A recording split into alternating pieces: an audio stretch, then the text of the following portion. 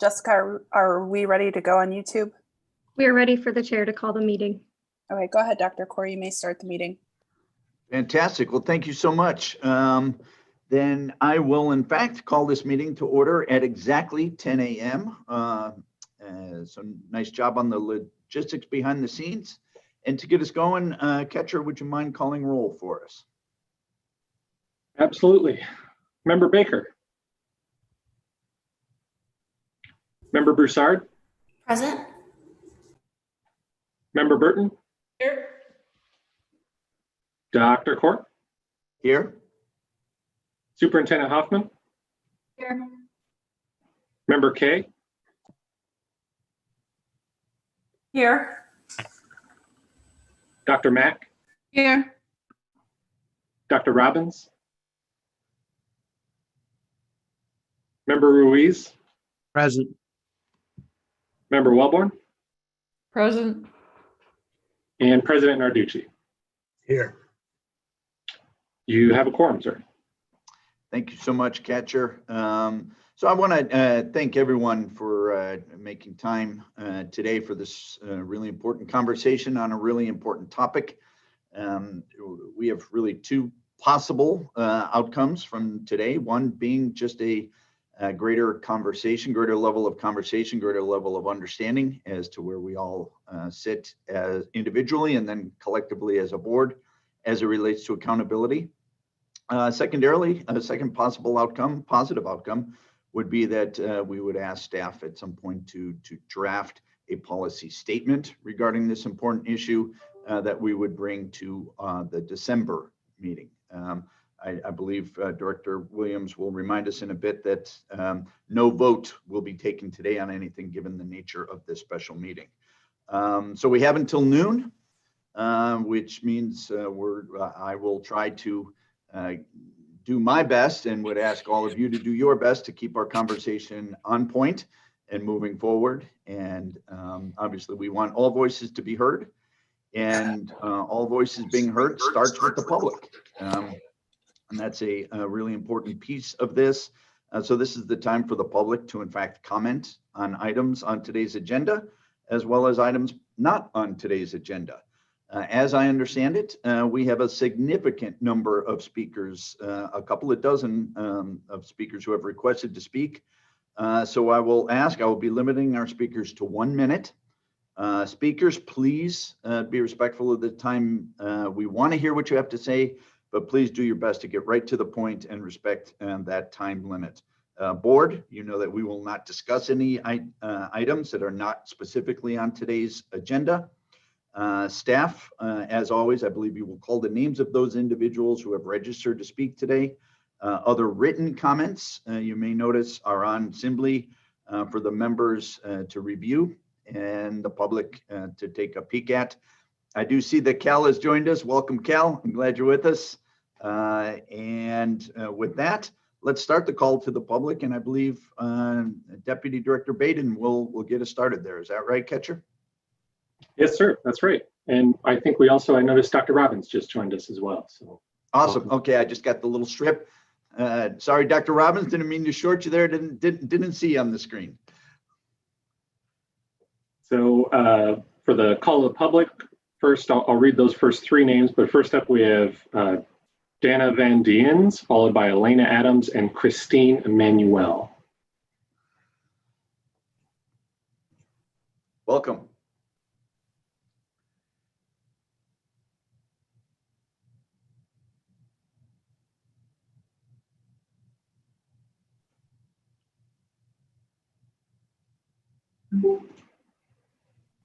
So it doesn't seem like we have Dana here, so we'll move on to Elena Adams, followed by Christine Emmanuel. Elena? I apologize. I do believe that my name may have been in error, and I yield my time. Okay. So that means we're at Christine Emmanuel, followed by Kim Counts and Jenny Hall. So Christine? Hi, can you hear me? We can. Hi, so my name is Christine. I am an ESA parent. In regards to the recent rule changes There was a lot of work that went into those brand new ESA rules. And again, I'd like to thank you all for your hard work. As you all know, we have hit a few bumps in the road. Reading books are now being rejected. Curriculum is being rejected. Supplemental materials are also being rejected by the Arizona Department of Education. The Arizona State Board of Ed has sat down with ESA parents for hours upon hours. We know that you poured your heart out to make education through ESA accessible for our kids. We were there. You were there. I cannot give enough thanks to you for working alongside parents and for hearing us out. With that said, it is apparent that we still have a lot of work to do. We know that the intent of we know what the intent of rulemaking was. We knew there would be bumps in the road, but not like this. We also know that rules are being interpreted by ADE in ways that they weren't intended to by the State Board of Education. The only thing I can say about that is parents are used to it, and that should never be the case. It's an embarrassment to our very own Arizona Department of Education to what is happening to our ESA students. But we braced ourselves, and although we are exhausted, our fight for our children's education is not over. You'll hear more details from other ESA parents today. But again, us ESA parents are really thankful for the State Board of Education and what they are doing for Arizona's ESA students. Thank you. Thank you, Christine. Next, we have Kim Counts, followed by Jenny Hall, and then Kelly Picatino. Kim? Hi, everyone. This is Kim Counts. I'm a ESA parent as well for many, many years. And it's all started going really well. And then with the recent changes, it's making very difficult for parents to acquire stuff to help our kids at home. Sometimes, it's like, okay, we need this. I know we need verification why we need it, but sometimes for our students who are special needs, there are things that we cannot, it's very difficult to specify exactly, okay, this is going to be for use for this. We are acquiring materials that are going to help with the all-rounded education for our kids with special needs rather than just focus on something. But it's making so difficult when I want to try to even acquire something that, that for my child to learn, not at his level. He's 17, but it's not his probably like a cognitive level of, excuse me, maybe a 10-year-old. So I need to get those stuff for him in order for him to learn. But it's so difficult, and we are supposed to highlight everything. And sometimes curriculum for children, maybe I couldn't speak for others, but for some community in our special needs community, we cannot stick to one curriculum. There are many others that we have to pick. And what is the best for the child, not what is best for me, not what is best for somebody else, but best for the way my child learns, how he learns, what he can learn from this specific part of the curriculum. So I hope that, ESA, and it's great. Like I said, we've been in it for years and loving it. My child learned, my child thrive to it, but it's getting harder. So sometimes it's not, I'm so discouraged with rejections until I'm like, you know what, should I just throw in the towel and say, you know what, I'm done, which, no, that's not the case. It's whatever it is for my child. Yes. Ms. Counts, your 1 minute is up. Could you please wrap up your comment? Thank you.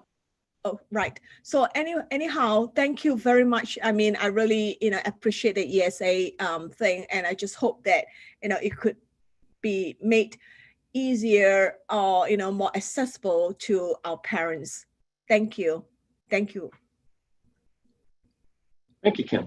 Next up, we have Jenny Hall, followed by Kelly Picatino and Jean Castine. Jenny? Yes, good morning. Can you hear me? We can indeed. Go ahead. Okay. 3 years ago, we joined the ESA program for 2 reasons. The first was around my son's fragile health and his multiple disabilities. And the second reason is that he wasn't really thriving in the school that he was in at the time. Now, the possibility of designing and administering a curriculum with his needs in mind is what made the ESA program so amazing to us. And his MET specifically states that he needs to use various manipulatives, concrete manipulatives, as well as multi-sensory approach to help him be able to successfully complete the general curriculum. Now, in those 3 years, we've had the privilege of watching him grow and do things that we never thought was possible. Now, the recent interaction with ESA has shown considerable inconsistencies with approvals.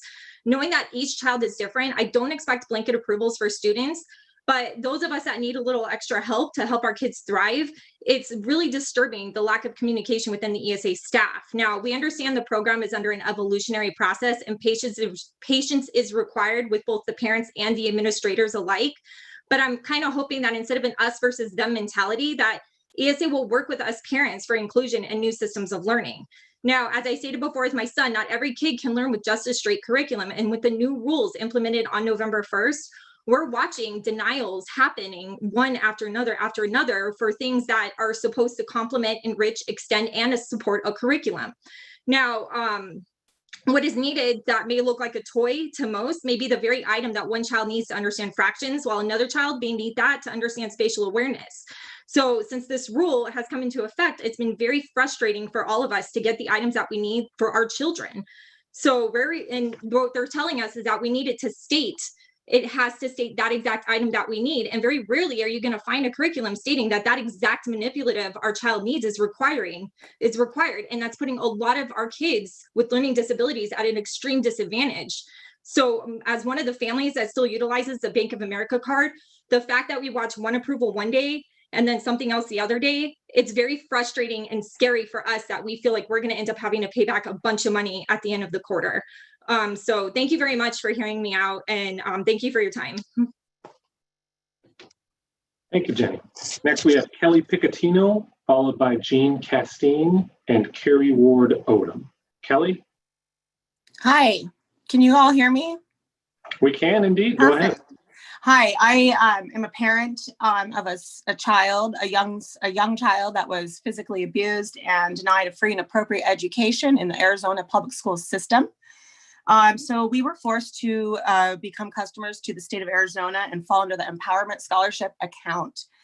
We are so thankful, so thankful for this program. It is, I'll just leave it. We're just thankful for it because I got like 1 minute. So today we have a lot of issues going on with the Office of ESA office.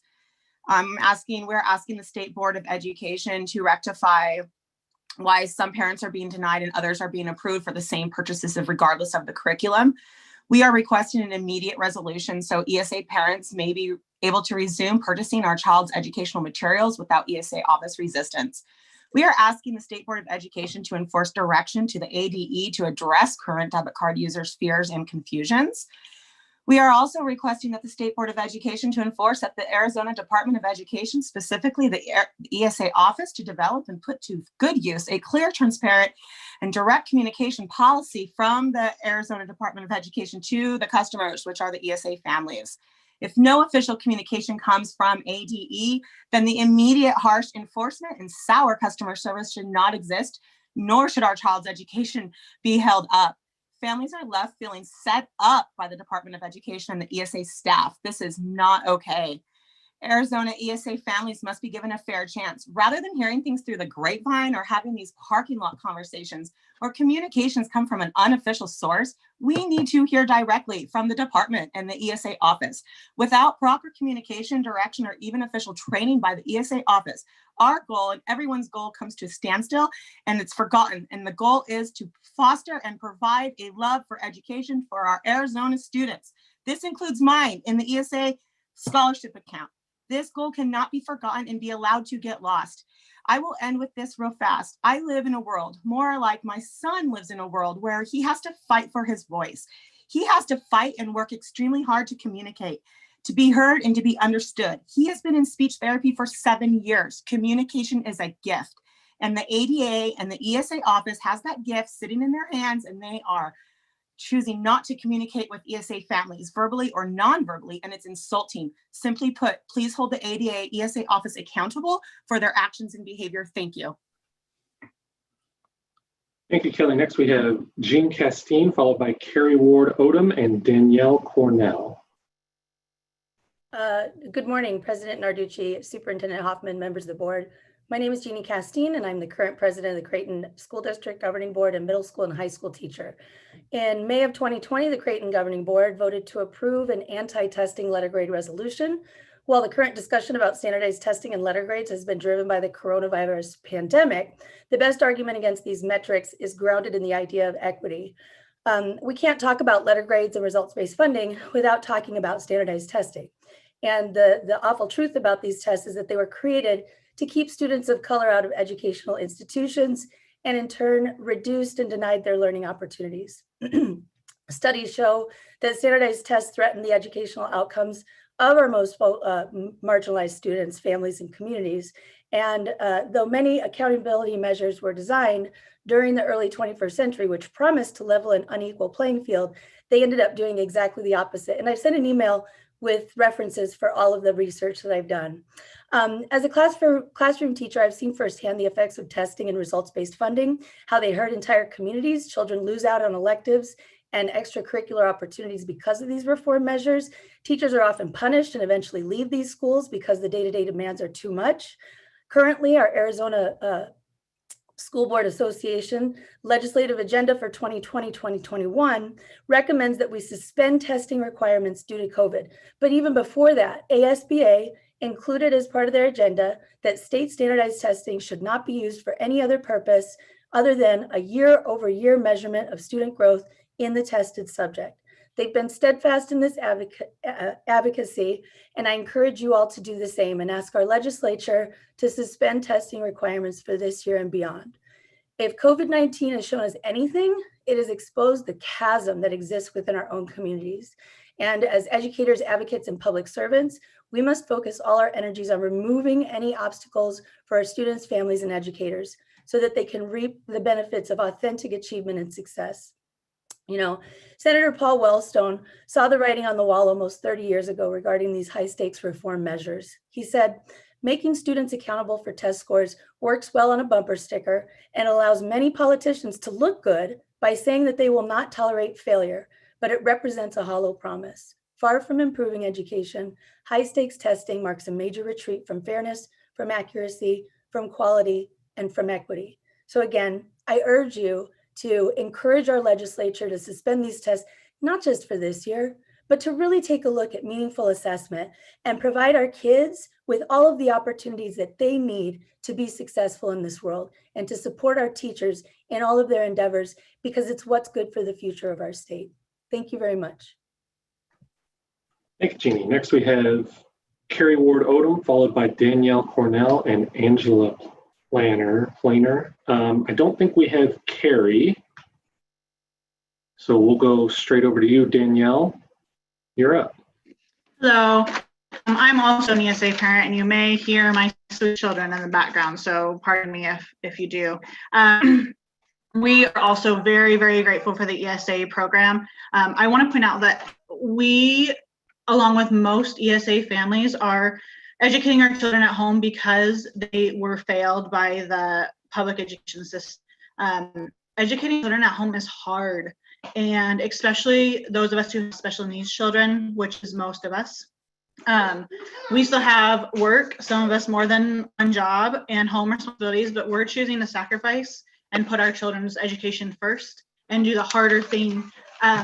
Unfortunately, it's become harder since November 1st changes. Those changes that were supposed to be helpful for ESA families to be able to further supplement our curriculum, it has become more difficult, requiring curriculum to specifically ask for the things that we need for our children's education, as some of the other parents have noted.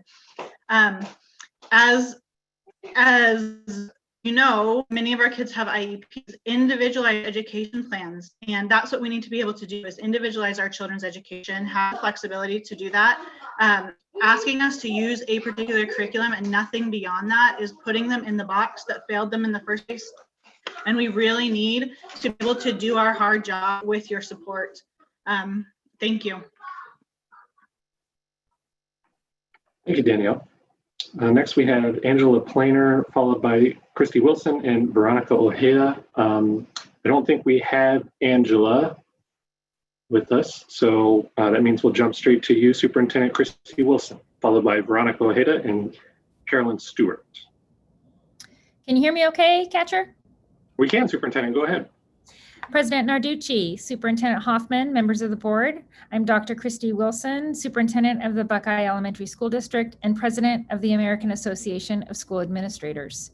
I'm here to urge the State Board of Education to go on record requesting the Arizona legislature suspend the use of A to F grading for this year. Mathematical formulas are based upon known values. We see strong indicators and indications that underserved populations are being disproportionately impacted.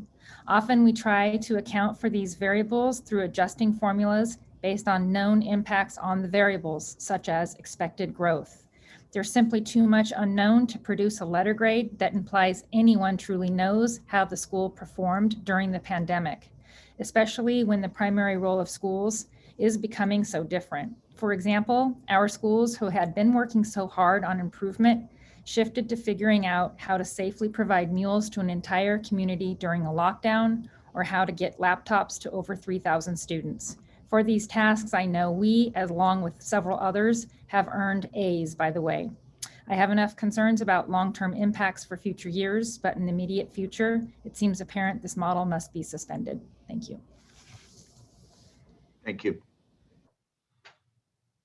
Members, next we have Veronica Ojeda, followed by Carolyn Stewart and Rebecca Park.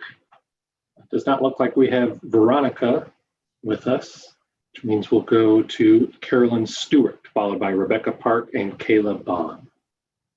Carolyn?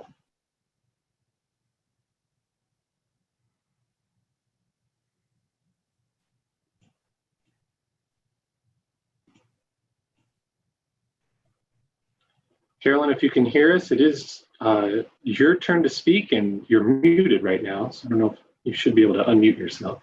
Thank you. I'm sorry. I did not see that button earlier. I'm Carolyn Stewart, Superintendent, Bullhead City Elementary School District, members of the Arizona State Board of Education, and other professionals. Teachers, paraprofessionals, support professionals, administrators, and students are all striving to make school year 2021 as successful academically as it can be in the face of ever-shifting variables. Educators seldom admit to being overwhelmed, but every class taught, every assignment given, every new task given to them, sanitizing desks, meals in classrooms, distance behavior management, and all of the other new tasks this year are whelming. The last thing educators and students need this year is the weight of a grade for their school sites or their districts, particularly when the elements that go into those grades are so far beyond their control. On behalf of the students and educators in Bullhead City Elementary School District, I implore you to recommend to the Arizona Legislature the suspension of letter grades for schools and districts for the school year 2021.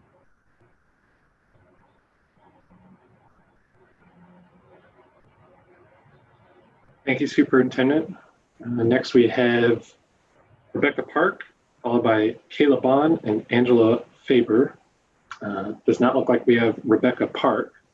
So that means we'll go to Kayla Bond.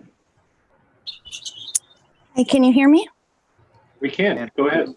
Great. I know I expected 3 minutes, so I'm going to keep it as quick as I can. I have it all written out, so I hope that you hear me out. I'm an independent mother. I've never spoken so publicly, but every fiber of my being is telling me that I have to do this now for the voice of our kids.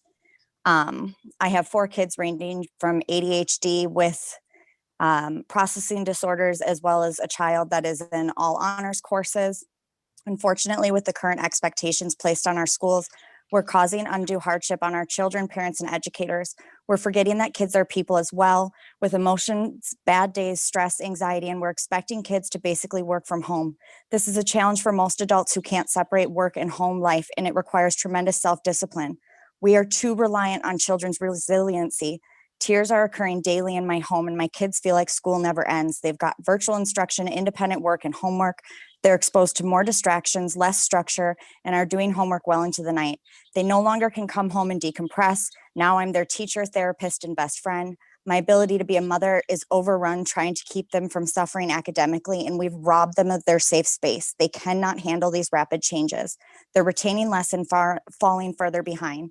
We need to weigh the risk versus reward. Is it worth trying to provide the same curriculum if it's depriving them of their childhood, increasing their anxieties and mental health issues? Or is it better to accept that this pandemic is raging on, reducing expectations, and focus on teaching what they can retain while maintaining their mental health? We are failing our youth, and if we do not shift and reinvent this year, we will cause long-lasting damage. I am watching kids experience adult fears, stress, and anxiety as their youthful light dims, and I am not the only one. I've spoken to multiple parents at my school and other schools who are experiencing similar issues or suffering far greater impacts. How are we going to support the next generation? What studies or interventions are being done to minimize the damage? This is impacting kids, parents, and educators. We spend our lives worried we are failing our kids and strive to do better. As a local mother, I'm pleading with you to hear this message and act. Please consider the following. We need to rethink this. We need to eliminate homework outside of virtual hours to protect school and home life separation. Can we slow the curriculum by splitting it into 2 years, or consider an academic year spread over 12 months? Ultimately, as a state, Arizona has the opportunity to choose to be a role model for our nation. At the end of this pandemic, do we want to have said, we did everything we could to keep the standards of education? I have the I have my last sentence right here. Okay, very good. Thank you so much.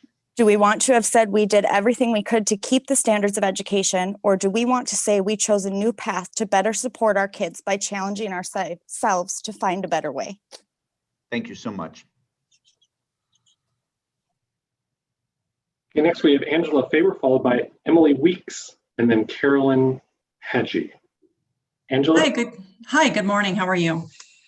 As a new ESA parent, I appreciate the opportunity to have this program in the state of Arizona so that I'm able to teach my daughter as she has a learning disability. But as a new parent, trying to order a merchandise through the ESA program, it's very discouraging when you order a curriculum specifically for biology and you order the supplemental microscope and the slides that accompany that book, and then you get a denial or rejection stating that you have to show the curriculum highlighted where you need that item. It's kind of redundant and kind of common sense that you need a microscope to go along with biology. So you get the denial. I responded. It took her 8 days to respond back with another denial stating that I need to highlight the information where I need a microscope. Well, in the meantime, because it took 8 days, I resubmitted, and someone else had approved the entire order because they obviously understood the program. So it's just kind of inconsistencies like that that are confusing to us as parents that are trying to help our children learn. Thank you. Thank you. Next, we have Emily Weeks, followed by Carolyn Hadji and Amanda Adams. Emily? Hello, yes, my name is Emily Weeks, and I'm the mother of 2 children that are currently utilizing the Empowerment Scholarship account. We were initially interested in pursuing the use of ESA when my son's educational and medical needs were more complex than our zoned public school could accommodate. So the ability to possibly be able to customize and implement a curriculum to the best, to meet his needs in an environment that would help him to thrive and be safe at the same time due to his immune system and his complex medical conditions was a huge thing for us, and we're so thankful for that. It was our choice to also utilize ESA for our daughter at that time due to her struggling in many aspects at her public school and being told that she did not possess the ability to learn and was not capable of meeting state standards. So the reality that children are all different and learn differently is so real for us. And having the flexibility to personalize an education plan led by the student's strengths and interests is extremely important and vital to a well-rounded and effective education. My daughter was severely struggling in the public school, and although completely disregarded and denied an IEP, she had a 504 with several accommodations that were just being completely ignored. After 1 year on this ESA program, This child that had been deemed incapable of learning and meeting state standards by the public school is now a published author at the age of 8 and thriving in all areas of life. Children with learning difficulties often benefit greatly from a hands-on and multi-sensory approach to learning. My son, having multiple disabilities as well as orthopedic and sensory impairment, is another child that benefits greatly from this multi-sensory approach. The handbook changes on November 1st specifically state the supplemental materials are approved and classified as materials that enhance, supplement, enrich, extend, or support a curriculum. This is extremely important for children like mine.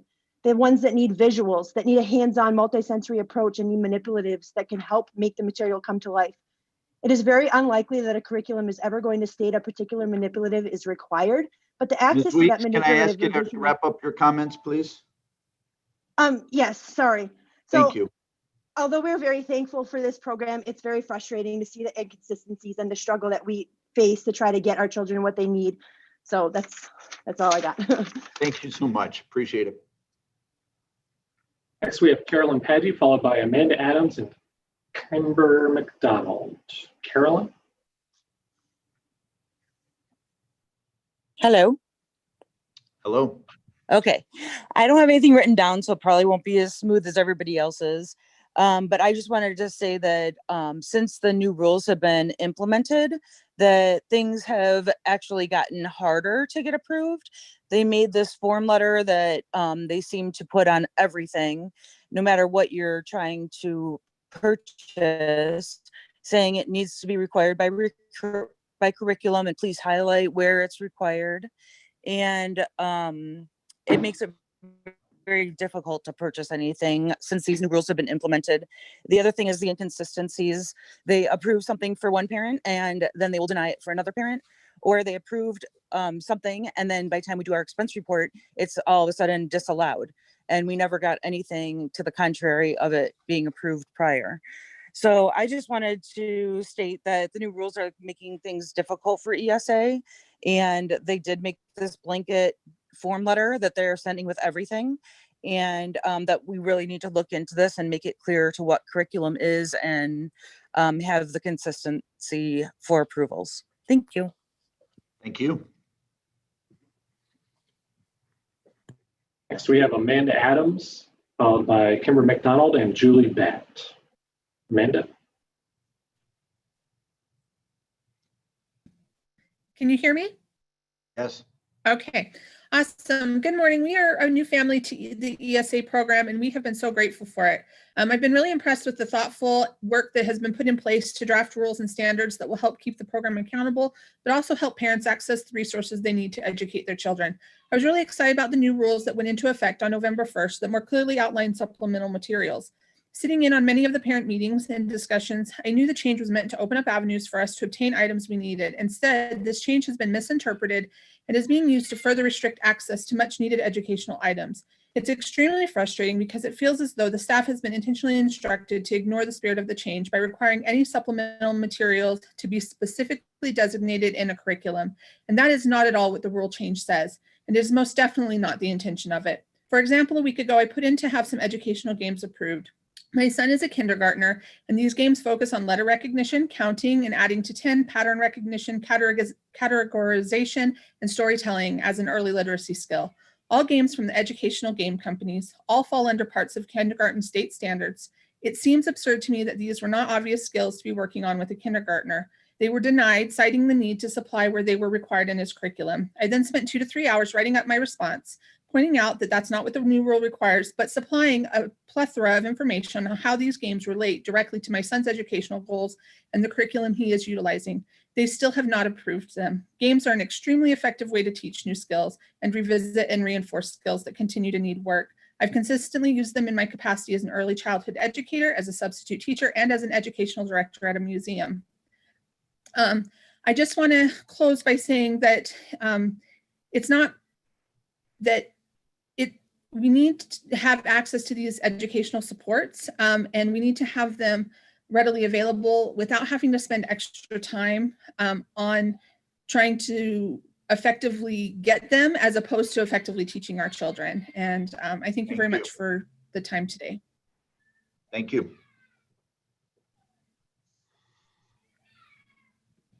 Next, we have Kimber Mcdonald, followed by Julie Batt and Jamie Breyer. I do not think we have Kimber with us. So that means Julie Batt, we're going to go to you, followed by Jamie Breyer, and then Esley Montenegro. So Julie, go ahead. Hi, can you hear me? We can. Great. My name is Julie Batt, and I'm a longtime ESA parent. I also manage a support group of 1,700 ESA parents on Facebook, 600 of which are brand new ESA recipients this summer alone. I was, and I'm truly hopeful for these new rules. However, I'm not sure what happened, but literally some switch went off after the first set of rules went into effect 2 weeks ago. To the average ESA parent, they should have woken up on November 1st and noticed very little different, or if anything, maybe the program was a little bit easier to use than the day before. Instead, our Facebook group was absolute chaos. The process wasn't outlined in ADE's email. It's not outlined on their website. They're asking for things that they like highlighting, as other parents mentioned, that are not made clear to us. This has been absolutely disheartening for these new ESA parents that applied with so much hope.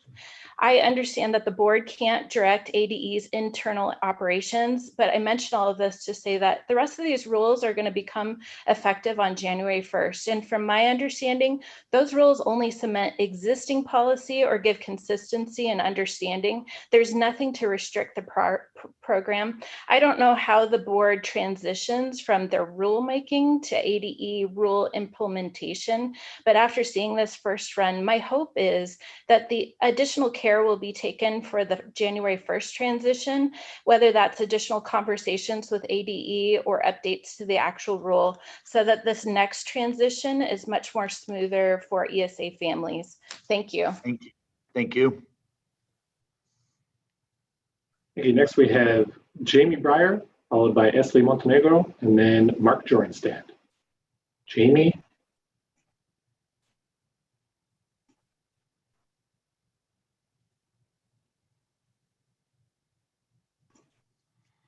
I don't think we have Jamie with us, so we'll move to you, Esley, followed by Mark Jorenstad, and then David Berliner.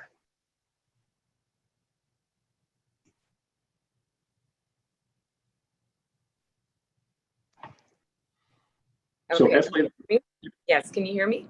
there you go. Now we can. We can. Okay, I apologize. Thank you. Hi, my name is Esley Montenegro. Good morning to the State Board of Education Superintendent and members. I appreciate your attention. As you've been hearing, we all thank you so much for the hard work that you're putting in favor of all students and families.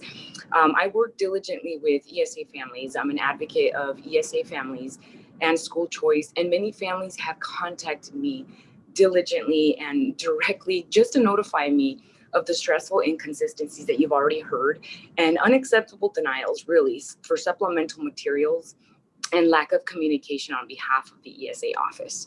And so we're just wanting to be very direct. The whole purpose of an ESA scholarship is to empower families to customize the best education for their children, especially if the public system has not worked for their children. A mom on the call just testified that she was a victim of a terrible experience in the public school. That's what the ESA scholarship is for, to be able to supplement that difference, that gap. And so we're requesting that the state board really take heed and rectify why some parents are being denied and others are being approved for the exact same purchases regardless of the curriculum. And we're requesting an immediate resolution so that ESA parents may be able to resume purchasing their children's educational materials without ESA resistance. We're requesting the department to take heed and take responsibility for making the new rules that were established November 1st easier rather than more difficult to the ESA families. And what that means is really to help them supplement that education that they need for their kids. We're requesting the board to immediately implement a new process and communicate that along with the resolution for the families who are being impacted by all the new changes that were done on November 1st. I ask you to please hear the voices of all the families that have spoken today, and even those who were not able to speak. Thank you so much for your time, and we await for your response. Thank you. Thank you. Next, we have Mark Jorenstad, followed by David Berliner, and then Carl Hermans. So Mark. Good morning, Vice President Corr, Superintendent Hoffman, members of the board. I am Dr. Mark Jornstedt, Executive Director of the Arizona School Administrators. Accountability systems are designed to enlighten and guide, not to punish. Yet, in this year of a devastating pandemic, during which Arizona educators have made heroic efforts to educate every student, often at the sacrifice of their own and their family's safety, an assessment will be administered, bereft of content validity and destructive to the goal of equity. The following speaker, Dr. Carl Hermans, a clinical associate professor at Arizona State University, will bolster these points and ask you to consider actions that support, not punish, Arizona's educators by wrongly judging their actions with misguided grades. Enlightenment and guidance, not shame, should be the goals of accountability. Thank you. Thank you. Next, we have David Berliner, followed by Carl Hermans, and I believe David Berliner is unable to join us today, so that leaves Mr. Carl Hermans. Good morning, everyone, and thank you for providing me with the opportunity to talk with you this morning. A quick note, Dr. Berliner had planned to be here with you this morning as well, but unfortunately, at the very last minute, he was called away for an unexpected family health emergency. And so I'll speak on his behalf as well. Dr. Berliner, thanks. Dr. Berliner was scheduled to speak prior to me, as you know, and had prepared a 3-minute presentation explaining the lack of content validity for any statewide standardized test given this year due to the ongoing pandemic. And I had prepared a subsequent 3-minute statement on potential actions around the weighting of A to F measures that are completely within the purview of the state board and that can address the content validity issue while providing a more fair and accurate achievement profile for our schools that is completely consistent with existing state statute requirements. However, the 1-minute limit on public comment actually kind of precludes us from presenting a meaningful statement for your consideration. So Dr. Jornstedt is providing you with a summary of our statements that can hopefully be useful for your discussion. And so on Dr. Berliner's behalf, we both thank you in advance for your consideration of our statement and our proposal. Thanks, everyone. Thank you very much. We look forward to receiving those materials and presentations. I appreciate it. Thank you. Catcher is set. Have we run the course of the public comment? Yeah. Dr. Corr, we have indeed. We, as you noticed, had to skip over some people who were not present. I just confirmed with Jessica that they are still not here in the room, or some of them actually just withdrew and changed their mind and didn't want to provide public comment. So we've exhausted everybody who registered by that noon deadline on Friday and who is present in the room. And also just to Mr. Hermans, that last remark had mentioned providing comments. We did, that's actually in Assembly now as well under the call to the public portion of the agenda as well. But yes, we are concluded with the call to the public.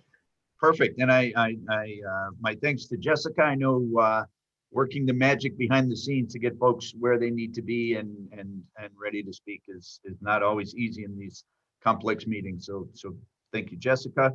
And with that, we'll move into the general session, and I will turn to Director Williams for some introductory comments. Thank you, Vice President Corr, Superintendent Hoffman, members of the board. Just a brief conversation before we kick off item 2A, which is the presentation discussion on the 2020-2021 A through F accountability system.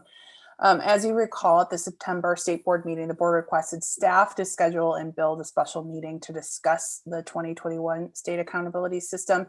In your materials, you will find the documents that assist in the understanding of what data is required at the federal level, the state level, and what is in the jurisdiction of the State Board of Education. Additionally, the department has analyzed their current accountability system and provided to the members today a report on their findings. This is a report that's very similar to the September board meeting, but it has additional information as the department has been able to further study the issue. Lastly, information from the Charter State School Board on how they utilize the state's accountability system to close and expand charter schools is also included in the materials. Dr. Davy and her team will present today.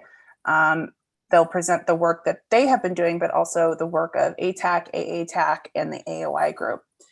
As Dr. Kaur has mentioned, this is information only. The board will not be taking any action on the item today. Rather, if the board decides it would like to create a position statement, then the statement would come before the board at its December meeting as an action item. At this time, board staff, we do not feel confident in a recommendation to you as the board. The staff feels we need more of a board member discussion on the topic for us to be able to recommend an outcome to you all. Members should feel very confident to ask questions and provide opinions and beliefs regarding the accountability system and the information that Wendy and her team will share with you today. I do anticipate a robust discussion on this topic. Please be mindful about talking over one another in a virtual meeting. It's harder to manage on Zoom than it is, at a regular board meeting. You may be asked to share your thoughts throughout the meeting in a round robin type format because we want to make sure that everyone's voice is heard today. If you would like to provide comment within the discussion or after a presentation slide, there's also a hand raising feature within Zoom. And hopefully you have found it, because now I can't find it. Oh, if you click on participants, at the very bottom of participants, there's a raise hand function. So I'm raising my hand right now within the participants. I will be monitoring that for the board members, and I will interrupt and let Dr. Kaur know if a member of the board has their hand raised. So with that, Dr. Wendy Davy, the floor is yours. Thank you. Alicia, can you hear me? Yes, yes, we can. Okay, and I appreciate being called Dr. Davy, but you can just call me Wendy. I haven't earned that quite yet. But thank you. President Narducci, Superintendent Hoffman, governing board members, we really appreciate you as well as the online audience for us continuing in this conversation regarding accountability. In addition to myself, Dr. David Selby, our accountability director, is on the line with me. He will be available as we get more into the conversation. Should we need some data that my team has, he's in constant contact with them, as well as he has some clarification that I may not have access. So he might be my dial-a-friend as we go through this meeting today. And that said, let's go ahead and jump into this and let's get started. So if we look at the next slide, our team, as well as the agency as a whole, as well as all of our TAC members, have been really attending and being in conversations with other states on the national trends. We put a couple slides together here just again to talk about where accountability is going and how Arizona is not alone as we go through this. All states right now are grappling with the question of a summative accountability system this year. So any kind of accountability that results in a final letter grade, a final criteria, benchmark, every state is different. All states are struggling with that. All states are looking at and reevaluating their measures. So whether that be proficiency on a state exam, or it might be their English learners. One of the things that everybody, again, is also fighting with to much a higher degree is attendance. So the way attendance is occurring nationally is a struggle for everybody with the mobility and things that we'll talk about later.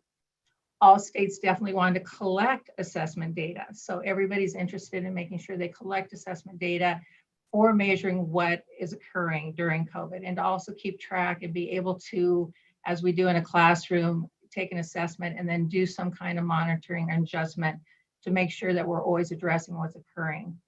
And then also a lot of work is being done on evaluating measures to handle a gap. So if you have a gap, whether it's assessment data, and in some states it's also their English learner data, what are you doing for that? It's very much aligned to what we've already shared with you on our 1 to 2 year growth information that we have done.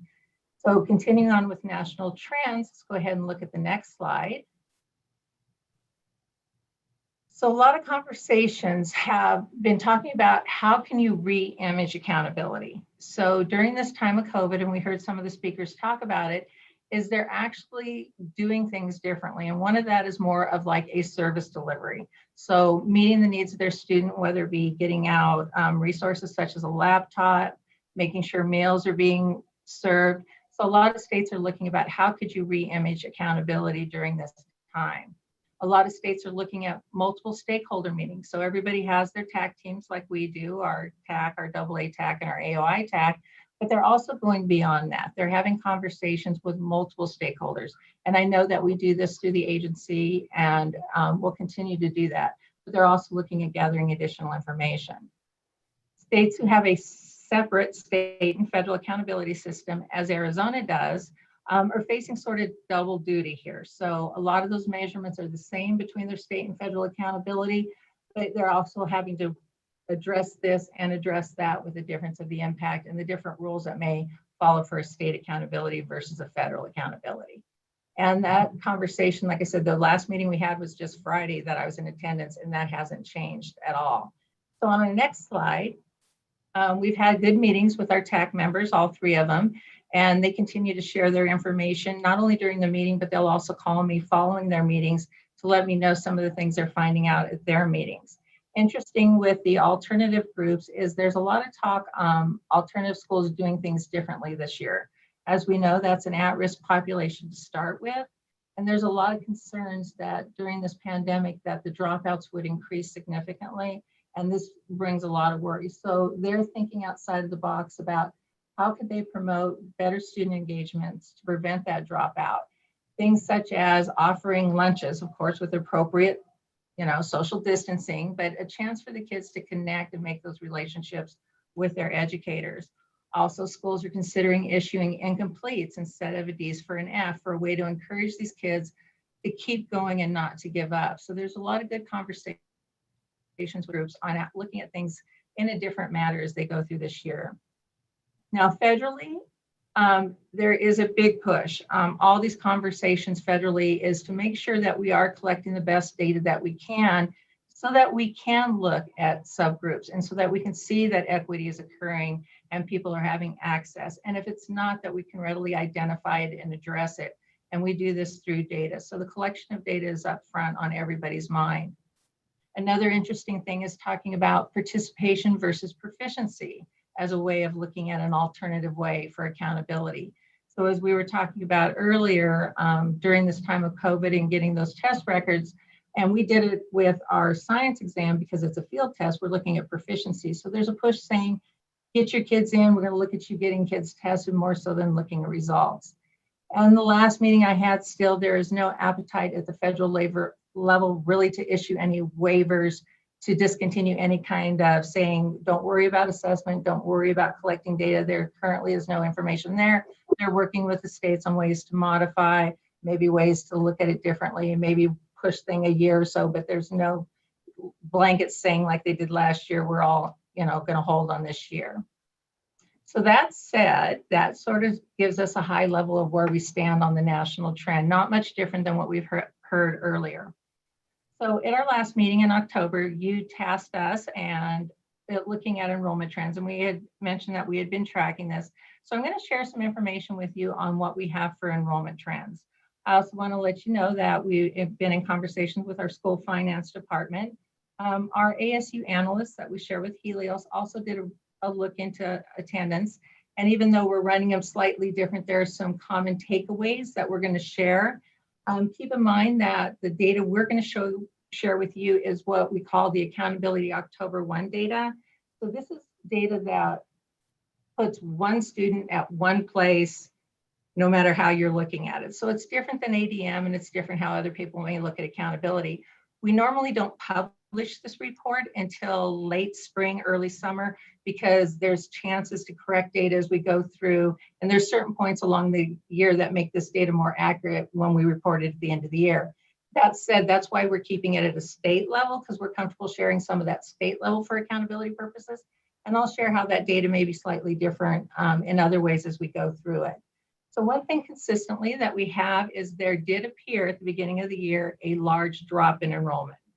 So there was a lot of panic and a lot of conversations going on, but we also knew that a lot of schools were a little behind and they had kids in their systems, but they hadn't linked to the state system yet.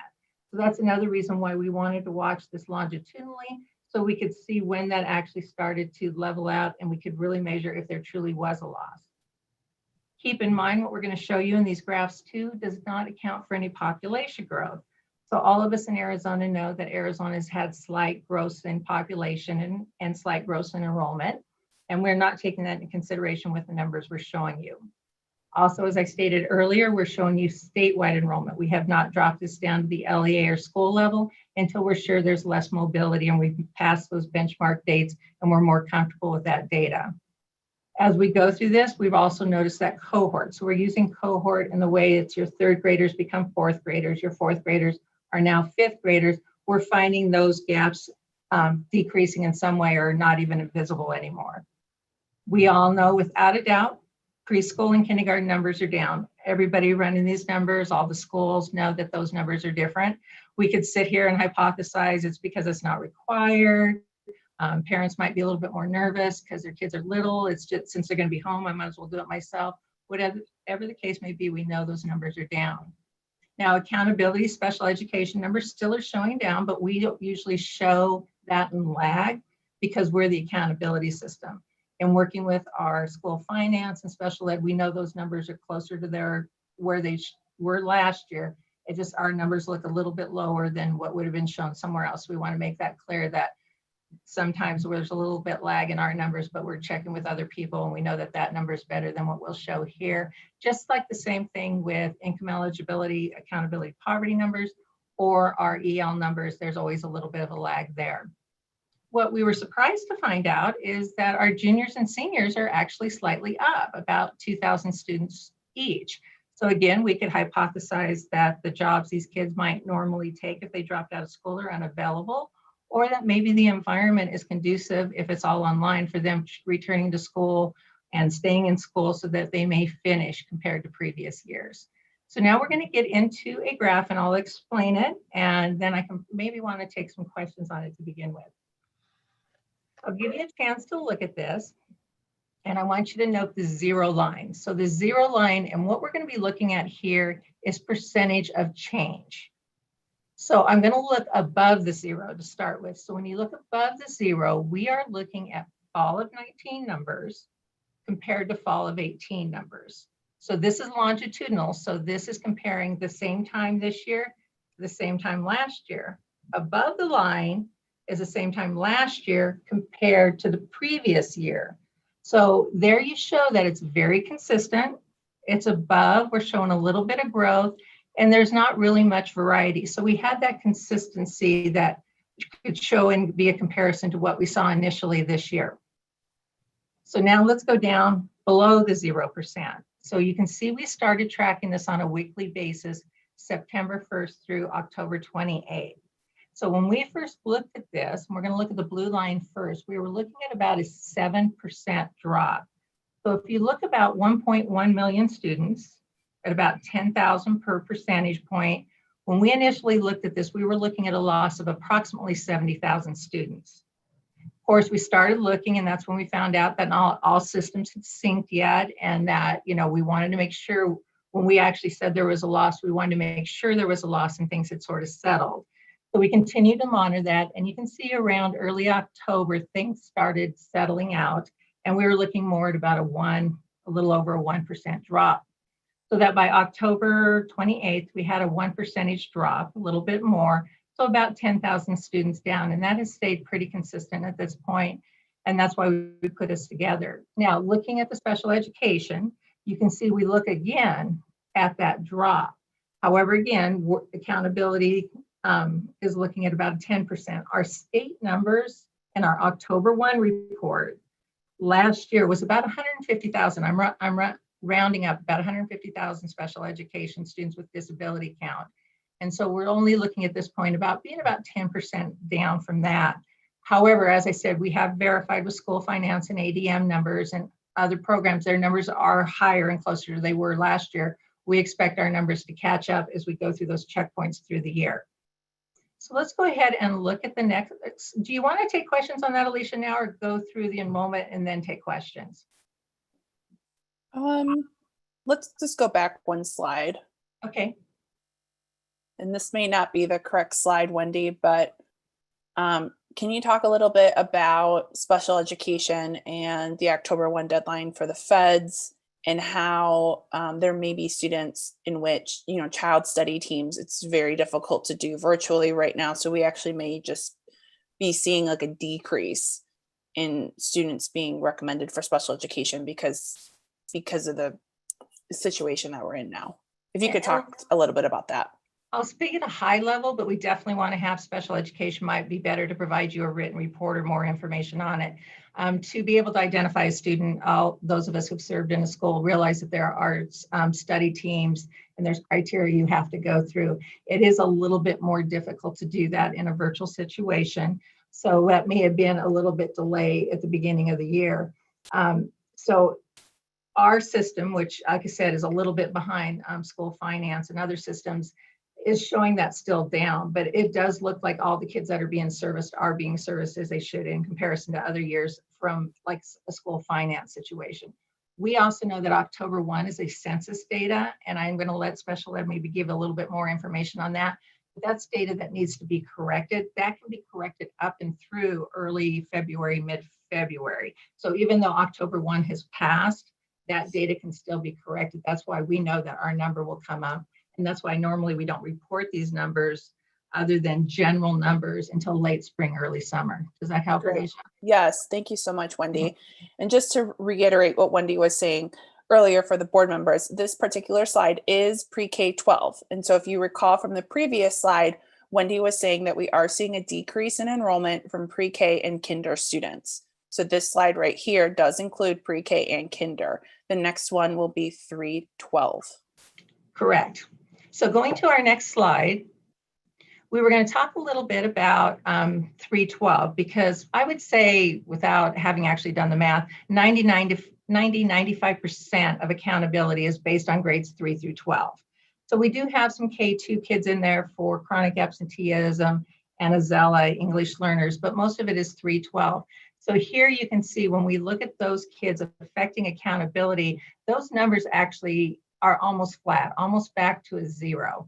So we're looking at less than a 0.04 by the point right now. And so when we were looking at this is why we wanted to bring this to your information. We're also going to talk about withdrawals here in a second, because we know this is going to affect FAE, our full academic measure that affects all of our components with the exception of 2. So we're going to talk a little bit about mobility and withdrawal information we're seeing, and then we're going to talk about FAE and accountability and enrollment. But we wanted to show you this enrollment because you can see where those, like Alicia said, the preschool, kindergarten, first grades may be bringing those numbers down a little bit more where we're seeing that greater loss.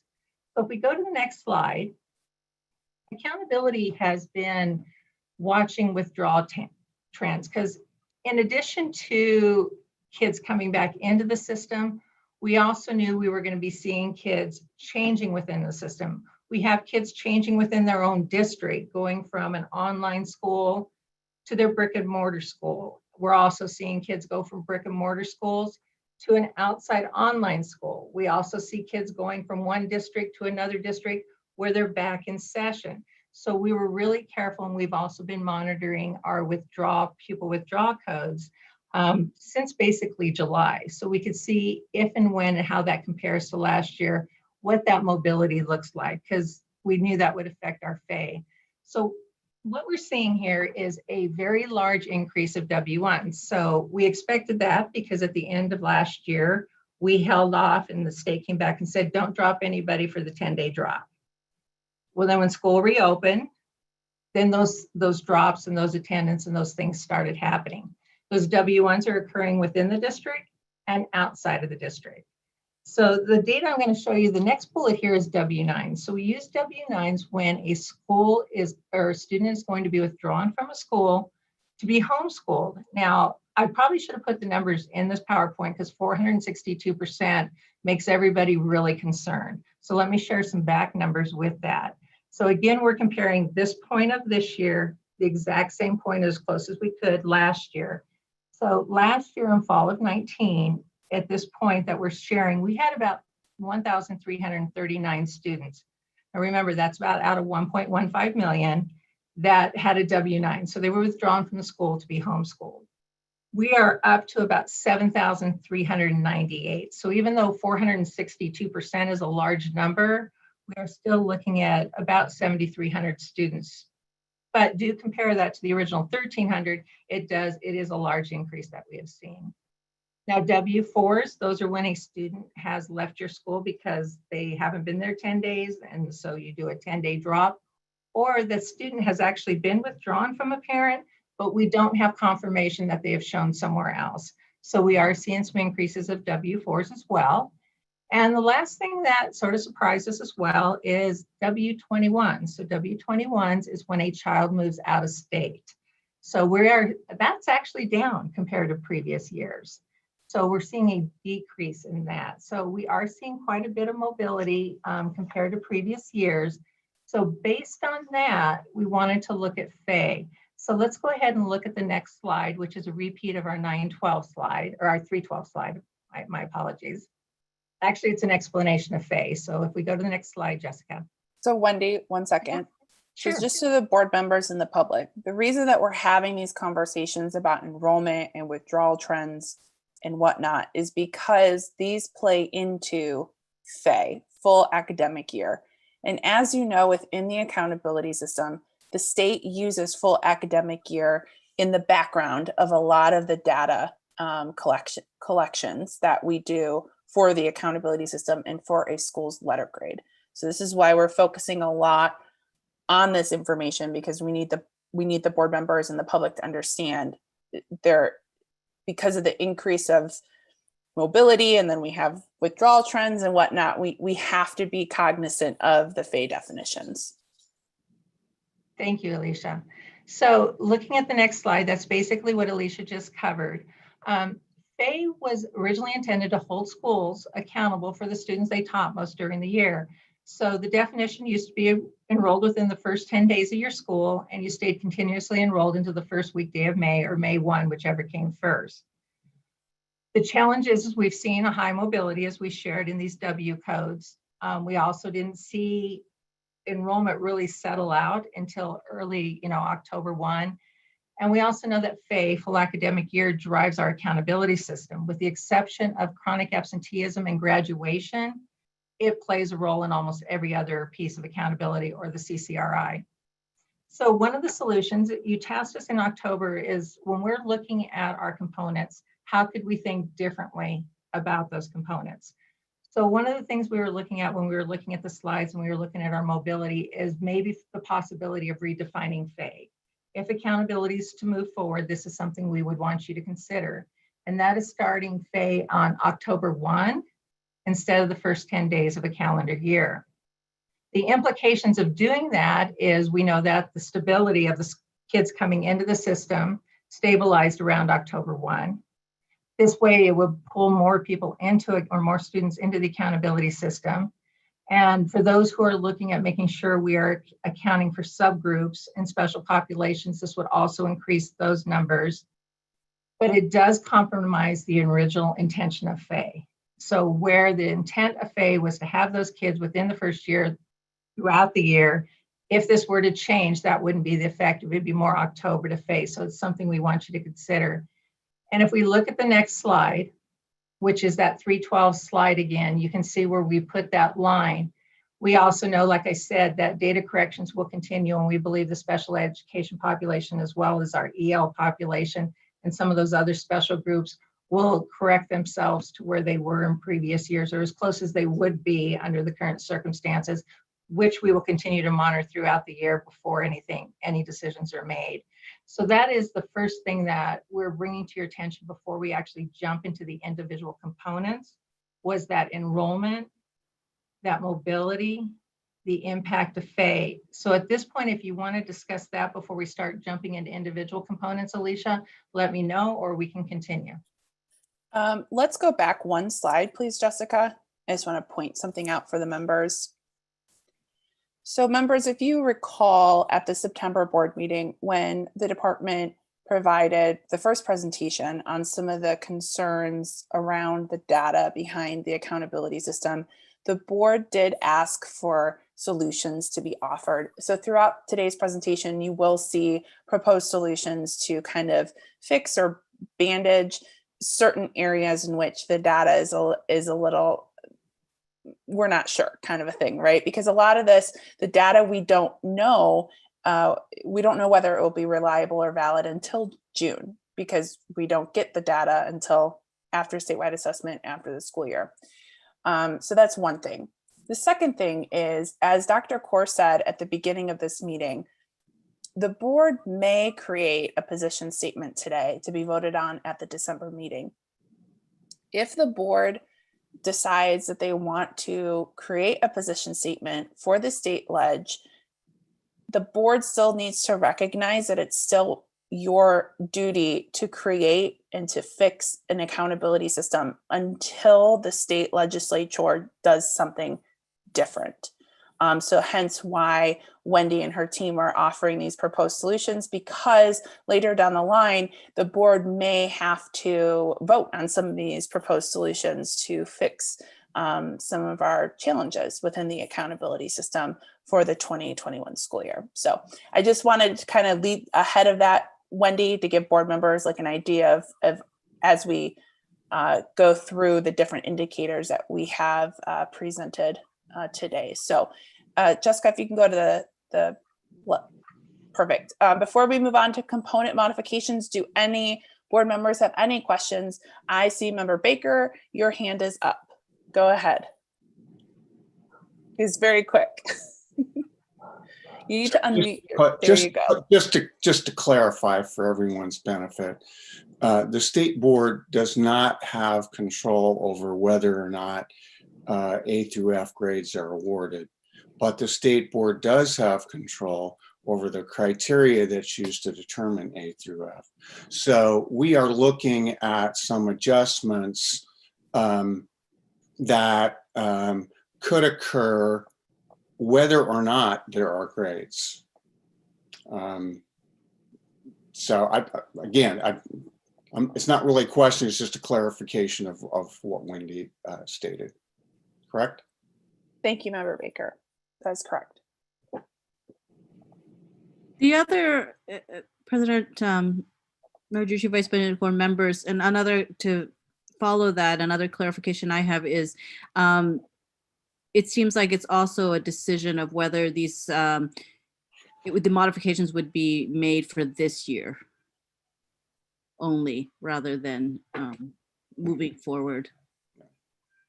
Correct? That would be correct, Member Mack. And I believe, do you have a follow-up, Member Mack? Oh, nope, you put yourself on mute. So Member Ruiz? My question was on the incoming administration. What is their view on the waivers? Any hint of that? Member Ruiz, you mean the Biden administration at the federal level for statewide assessment? Yes, on the federal level, because there was a slide in there where you had checked to see, you said there wasn't any inclination to change or provide waivers, but which administration is that? Maybe just to clarify that. Sure. So that administration is the Trump administration, right? The Trump administration currently has said that no waivers will be provided. And at this point, the incoming Biden administration has not signaled to the states that the new Secretary of Education would provide waivers as well. I don't remember, Ruiz, I also don't know what the state board, Superintendent of Public Instruction's office, state ledge, and governor's office, what their positions would be on assessment. Because although the federal government, if the federal government says we would approve waivers, then the bodies in which I've just mentioned would also have to say, yes, go ahead and submit a waiver. So there's there are more steps involved with assessment, whereas accountability, because we're looking at accountability at a statewide statutory level, we have a little bit more we have the ability to impact that policy more than we do with the federal assessment policy. So long story short, I haven't heard anything from the Biden administration yet.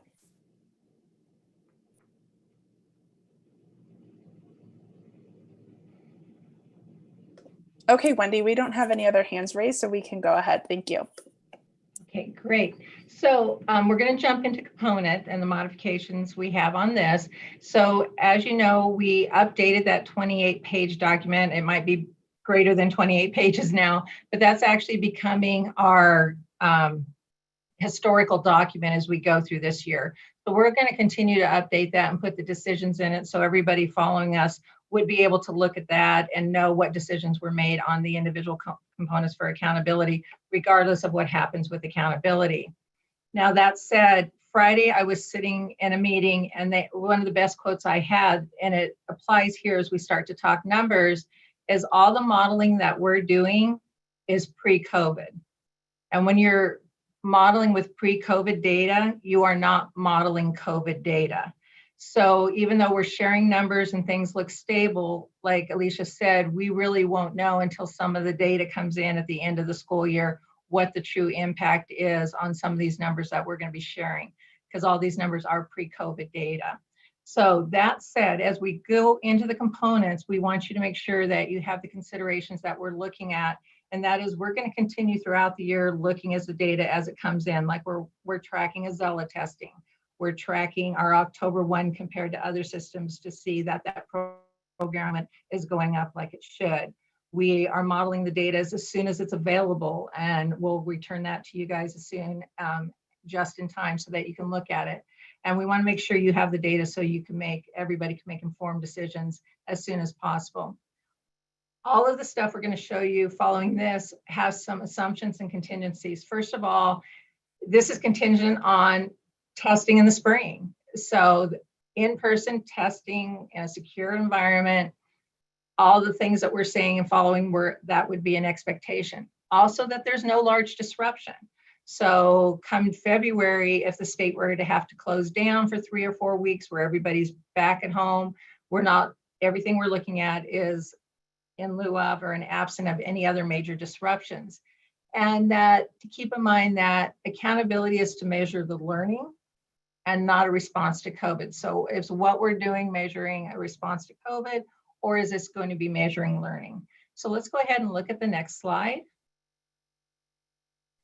So growth, we're just going to repeat growth, even though we haven't done a major change on this other than to continue our conversations and to bring it back to your attention. And that is we don't have data for the 1920 school year, and we spent quite a bit of time modeling skip year growth with the assistance of Dr. Pan as well as Dr. Vita Bender for the Center of Assessment. We did propose a 2-year growth model that is called the skip year model. Keep in mind, because we're moving to a new test in 22, we would not be able to do any student growth targets. So that said, the other implications we have is there's no 4th grade test. So with a 2nd year or skip growth and no 4th grade test, we have some other things that we would see. First of all, the 2nd year growth, we shared this before in our data of analysis, is slightly higher, but the impact is negligible as far as significance go. But we want to be, visible in everything that we're seeing.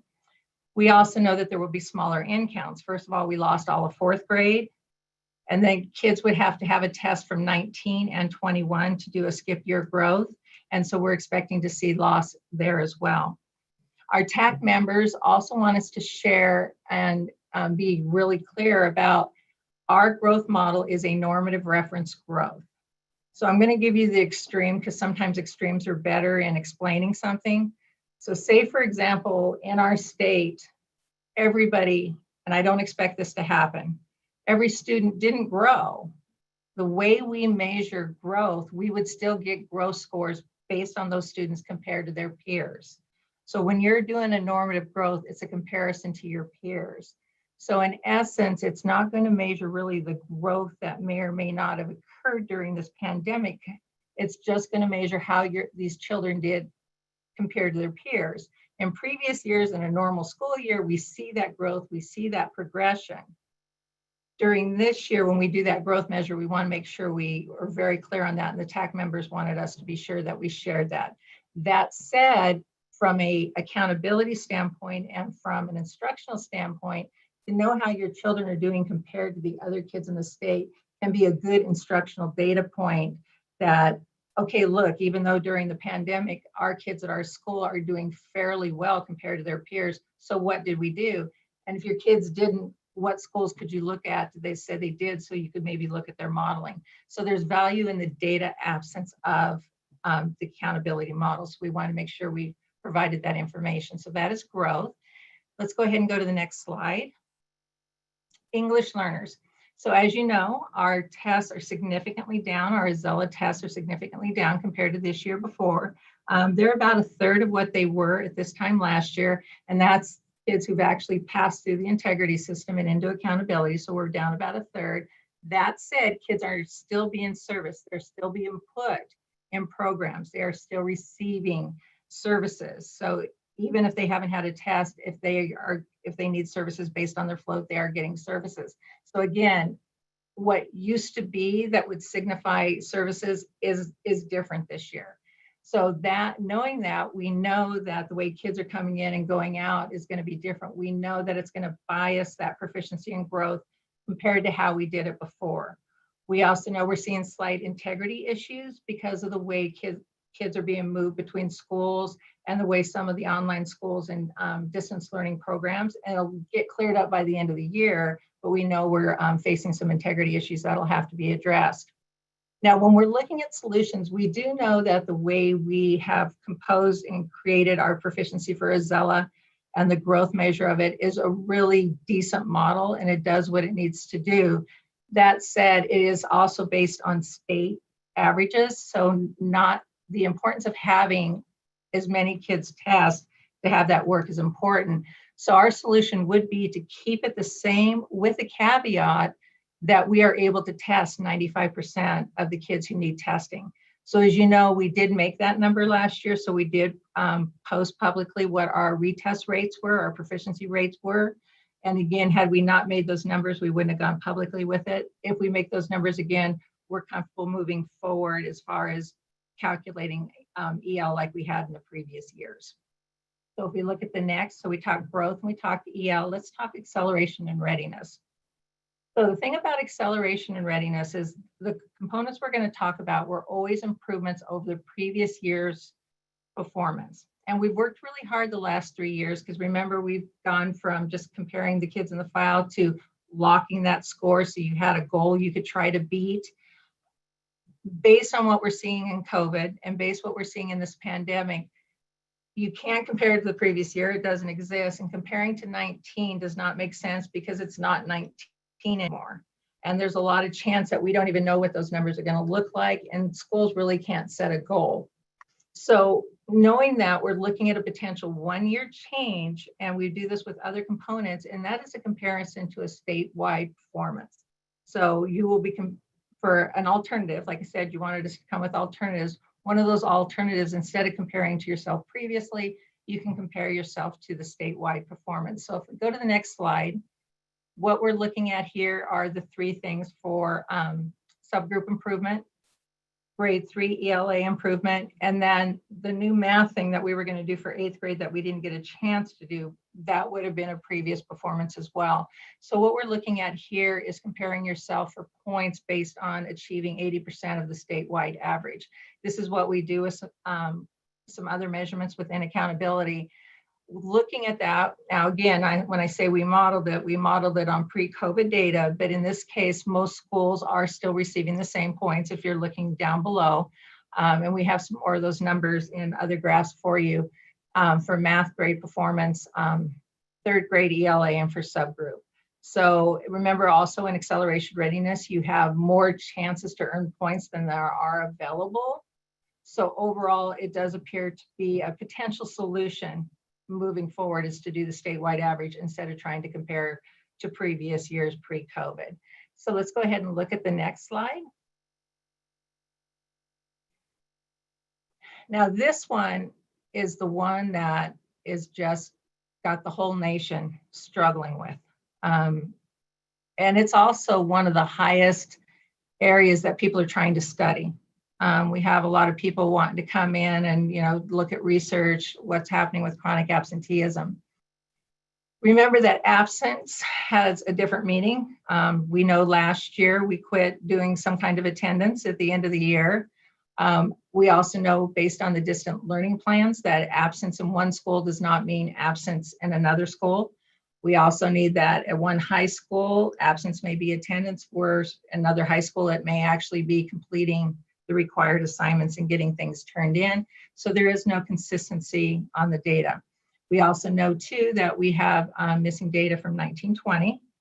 So our possible solution is like before, where we could look at a statewide average full well, recognizing that we would not be comparing apples to apples. And then the other solution we are bringing forward is the possible removal of that component just due to the volatility and the challenges with it. That said, we would have to revisit any kind of weighting or just remove it and just let the others stand as is. That would be our other options. Without a doubt, chronic absenteeism is probably our biggest challenge than any of the other components that we have. And so if we just go ahead and look at the next slide, in October, we addressed proficiency, CCRI, graduation rate, and the science bonus. Again, for extra consideration, and we'll continue to monitor, and we can bring information, is that special ed inclusion enrollment as the year goes on, and we get people get their data updated through those various checkpoints in the year when it's more reliable. So that said, we're going to look at one more slide. And we were asked to talk about when data would be available that we could make more reliable decisions. And again, as I said at the beginning of this component, we are all doing our modeling on pre-COVID data. COVID data pretty much will not be in until the end of the school year. When, if and when we get the assessments. So most of the data, as far as true impact, we would be able to start modeling and providing you information June and July. So we put all the components there on the left side. We put what we've modeled with what we have currently, if we could, knowing it's pre-COVID data, and then all the other results will be basically available at the end of June, and we can start getting that information out in July, into June, into July. So that said, I think we can stand for any questions on what we have shared.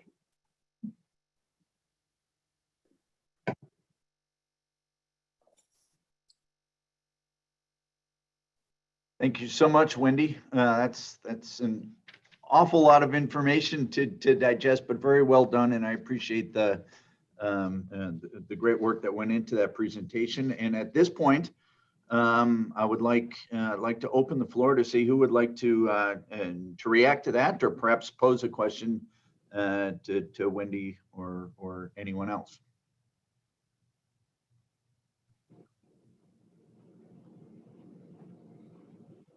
Dr. Kaur, I'll start. Never mind. Member Baker has his hand up. Go ahead, Member Baker. Oh, Cal is a rule follower. He raises his hand. That's right. And that is. Reform can occur at any time. Dr. Robbins can speak that in higher ed, we don't raise our hand. We just jump right in there. But I will. Well, love to hear from Cal. Yeah, great information, Wendy. I really appreciate the work that you and your department and ATAC have done to provide us with all this background, and it's very relevant to the issue at hand. But I'd suggest that the question of the board making a statement, and then the questions of dealing with each one of these specific issues in terms of accountability, that's really two separate discussions. And I would suggest that we first talk about the issue of the board making a statement, and then perhaps talk about some of these specifics. Otherwise, it's going to be very confusing to deal with them both at the same time. Thank you, Cal. Thank you. And Dr. Kaur, Member Baker, to that point, and then I know Member Ruiz had his hand up, and then Member Mack. So let me just say my thing and then we'll go to Member Ruiz. I do agree with Member Baker that the board should focus on the policy statement that came from the September board meeting. And the reason we're having this meeting today is whether or not the board wants to have a policy statement that we would incorporate into our legislative agenda at the December board meeting. And if you look on your executive summary sheet, one of the italicized and bolded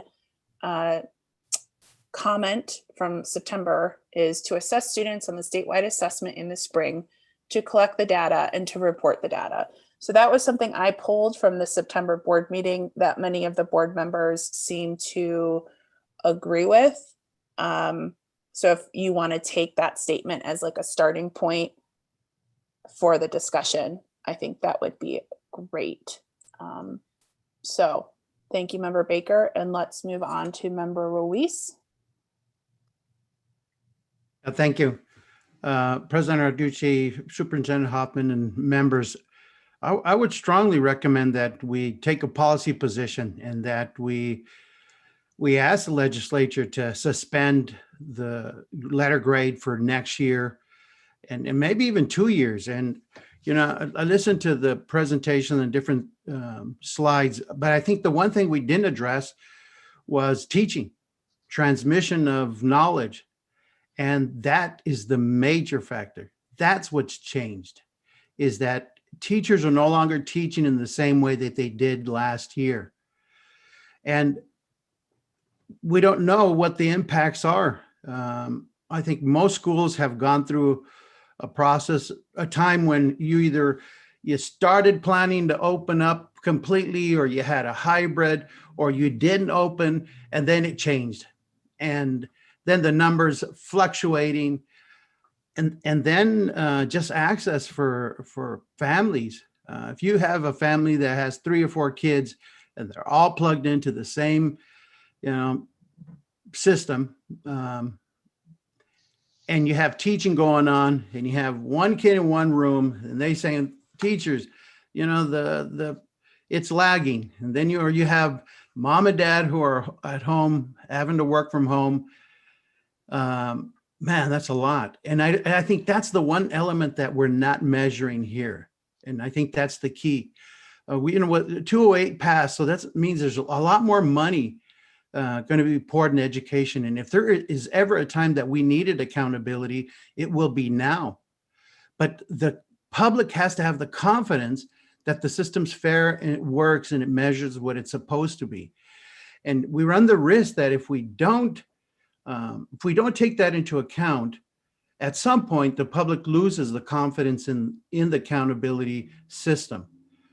And we're just at a point with a lot of factors, a lot of political factors, environment that is just so changing, that we have to provide stability in something that parents have trust in, that Arizona has trust in. Thank you.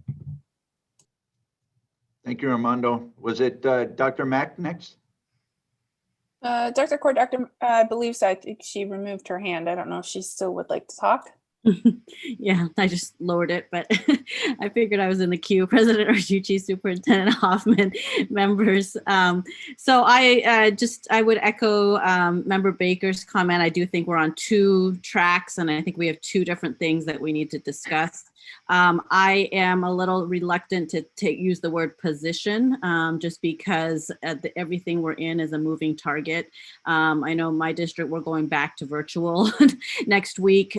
Things are switching. Even the whole assumption of the feasibility of even giving an assessment is in question this year. So I just think whatever we can do to maximize flexibility, to signal that message, that flexibility is key and anything could change at any moment is key. And then even just looking at something like the absenteeism, I know that was brought up as well last meeting.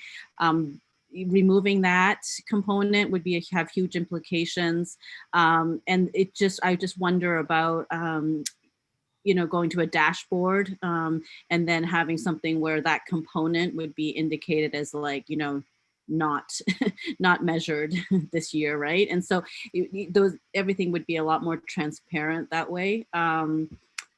But I hesitate as far as using even the word position, just because everything is so in the air right now. So that's just kind of where I'm thinking. And then I think we need to work within the constraints of course, the federal and the state, and then move along both lines and be, what is within our scope truly at this moment in time. Of course, we recognize, everything's changed. We're concerned about getting meals. We are, I know we've reached kids in homeless shelters with a hotspot, right? Like we're doing things that we've never been tasked to do before. And so I think we all believe the system needs to respond accordingly, and there will be a response, to the degree possible. But I just think building in maximum flexibility at this point, it would be prudent. Thank you, Dr. Thank you, Dr. Mack. Member Burton has her hand up next. Hi, President Narducci, Superintendent Hoffman, members. I agree with Member Mack about sort of setting in stone a position at this time. And I'm concerned about the timing. I think, and I agree with a lot of bits that I've been concerned about the integrity of the data and that very first slide about what are we measuring the impact of COVID, or are we what are we measuring? So I have concerns about that, but I just wonder, should we wait until we have some indication of where the new administration stands on this? I have some, guesses on where they might stand, but I'm just hesitant to sort of jump in front of this until we have a better sense. And maybe we will by the next board meeting. I don't know, but I am. That's my only reservation, probably my main reservation about this. And I'm not sure how often. It seemed odd to me that the board was sort of going to get in front of the legislature, get in front of the governor's office and make this statement. And is that really the best way to go about this? And I'm open for discussion on that, but that was, my sort of conservative hesitation on this. Thank you, Member Burton. Thank you, Member Burton. We have Superintendent Hoffman next with her hand raised. Thank you, President Narducci, Vice President Core, members.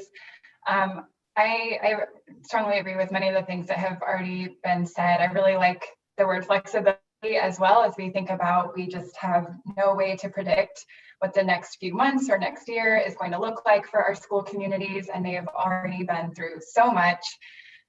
For me, something when I was brainstorming independently about what I would want to see out of any kind of statement from the board, something to consider is more along the lines of a values statement. So not so much, a statement, not so much a position that we couldn't be flexible about.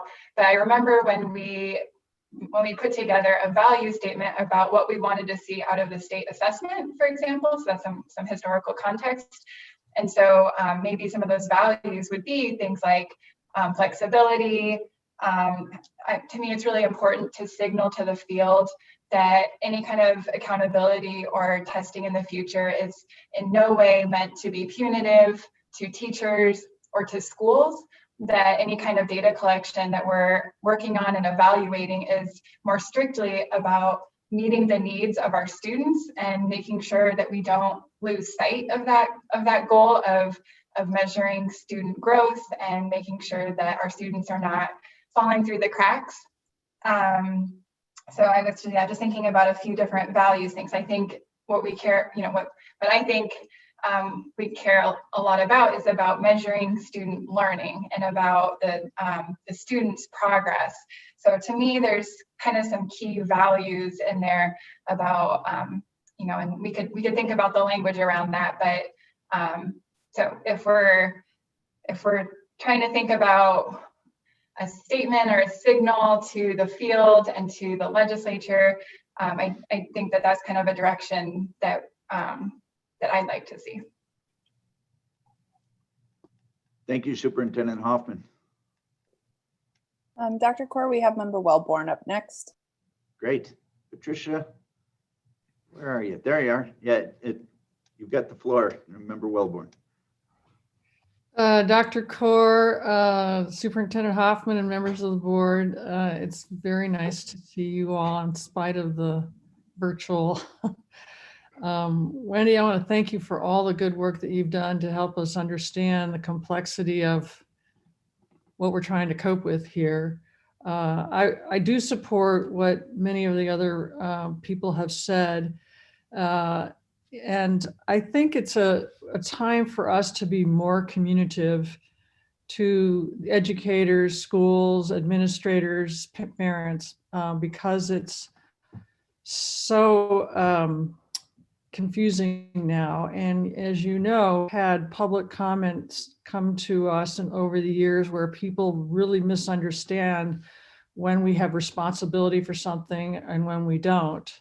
And I think it is appropriate that maybe we don't make a state position so much as we make an effort over the next few months to issue statements that recognize it's a moving target, to recognize that we can't say what's going to happen in April because we don't know. And what we perhaps learned in the last 7-8 months is that it changes from time to time. And so we can't count on what the situation is. So I think it's a good opportunity to make a statement that educates people about this, that our accountability system, who has the responsibility for that, and what players do, what the state board can and cannot do, and what other players can and cannot do, but that the integrity of the whole assessment system is based on doing in-person testing, which is a huge question mark. And I loved what you wrote, Wendy, that one of the other assumptions was no other large disruption.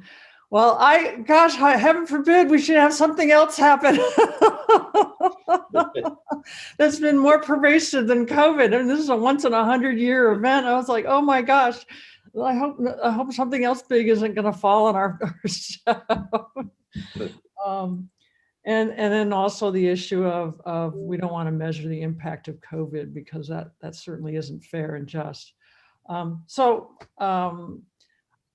don't want to take up any more time. I just think that more communication to the public and to the educators about what makes sense and what doesn't make sense at this time would be good.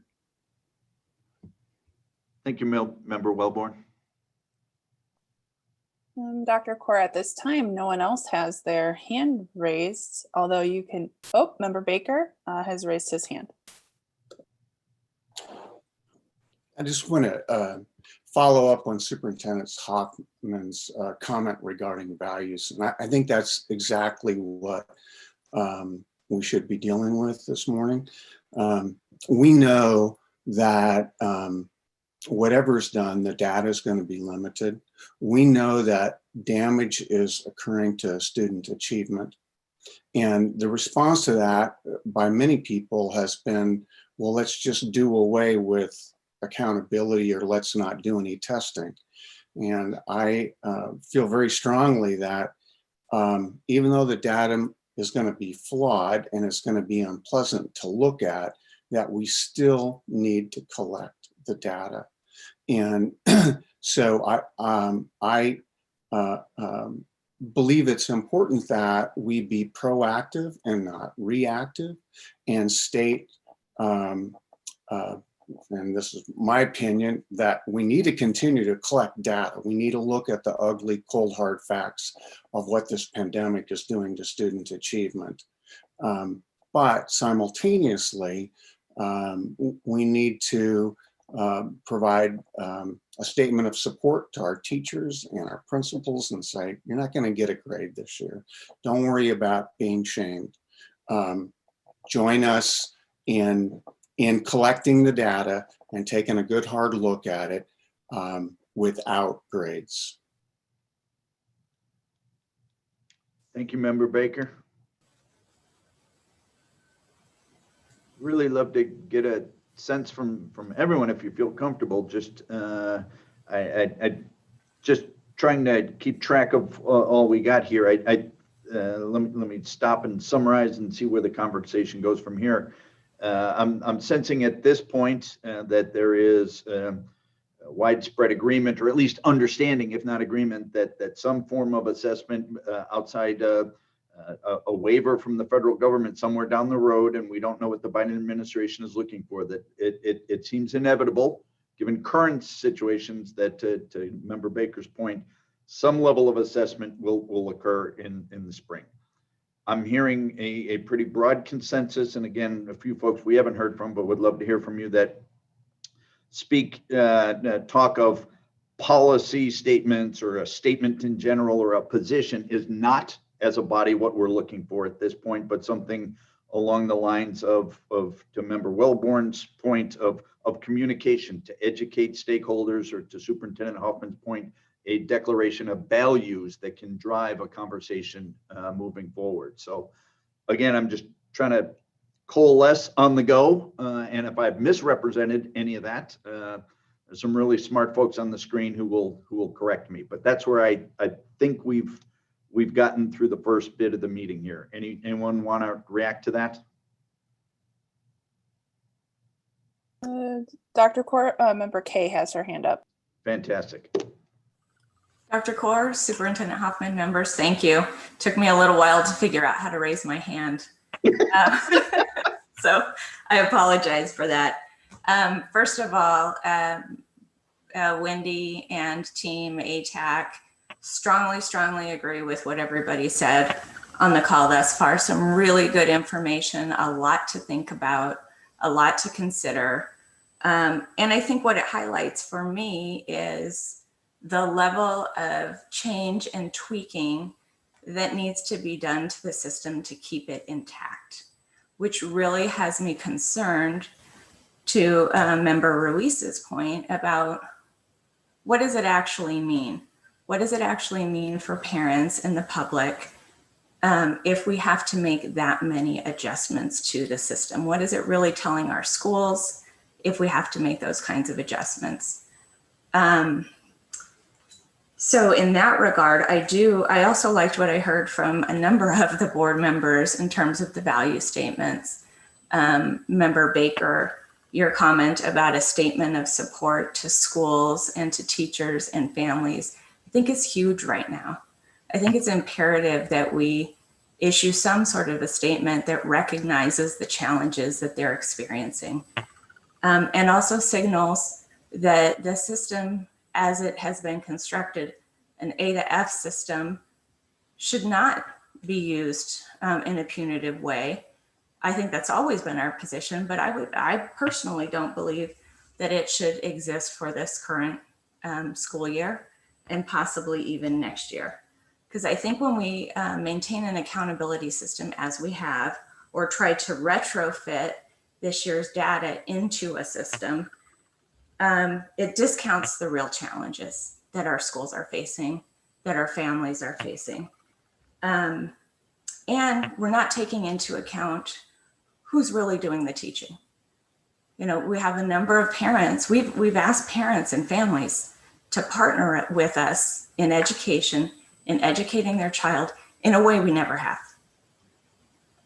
So are we measuring the impact of the resources that families have available to help educate their child, or are we measuring teaching and learning truly? So that's probably my biggest concern around it. Of course, there's still a number of connectivity issues. I know Member Ruiz mentioned that.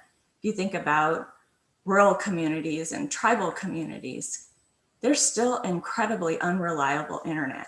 They're doing the best job that they can, but if you have 5 members of the household on unreliable internet connections, how much learning can really take place? And frankly, where's the priority when the parents are working from home too? So I just go back to, I agree with the value statement.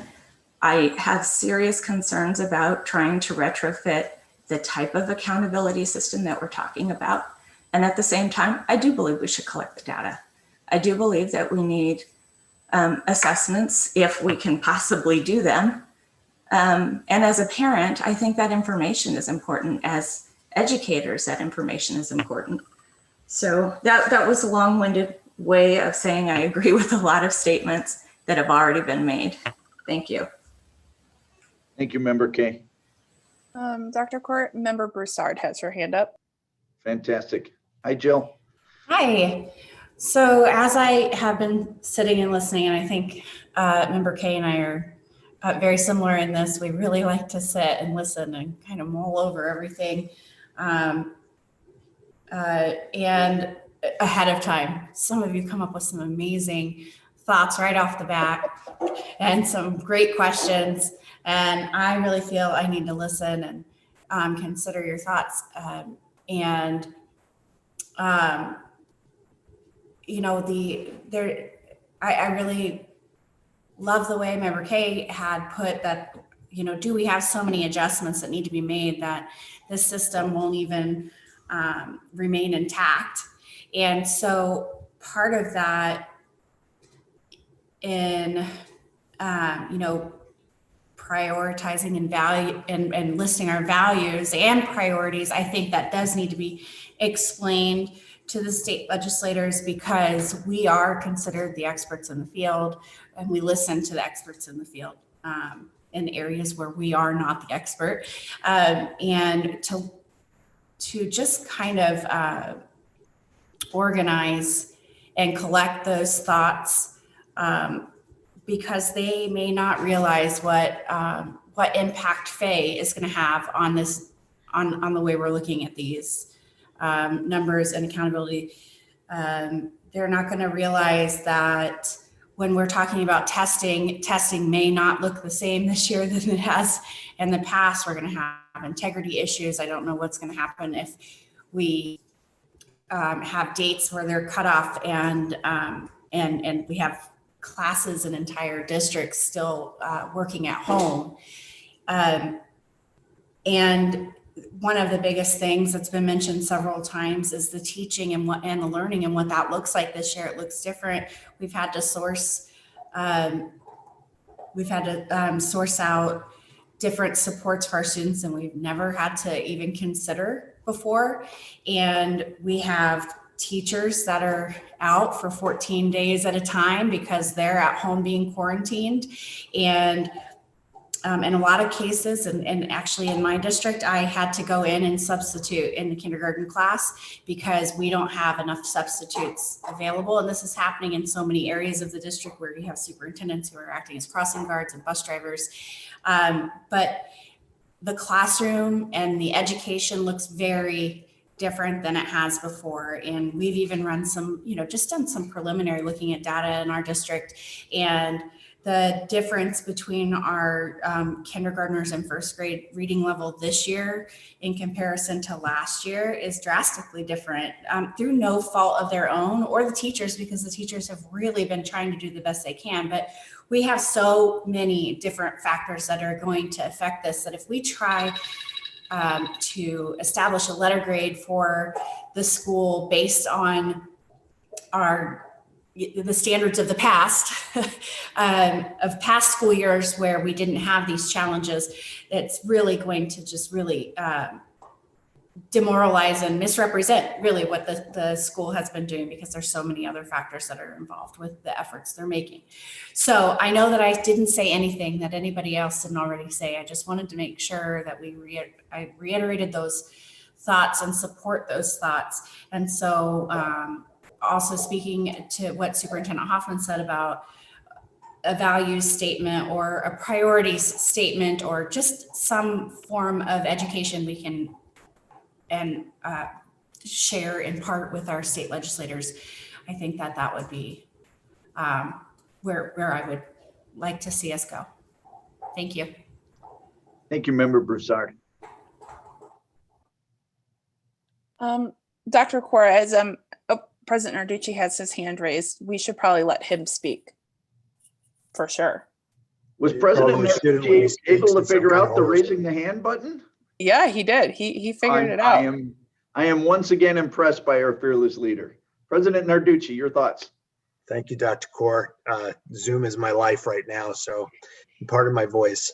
I just have a question, and I agree with everything that has been stated, especially the positions regarding, flexibility, not being punitive, meeting the needs of the students, because I think everything on the forefront of all of our minds focuses in on the students. And my problem with A to F is when I joined the board, we were confronted with A to F after some of us had been working on it on committees for a while, and it always rubbed me a little bit wrong to have that A to F markings on our teachers and schools, etc. But we were pushed to do this through the legislature.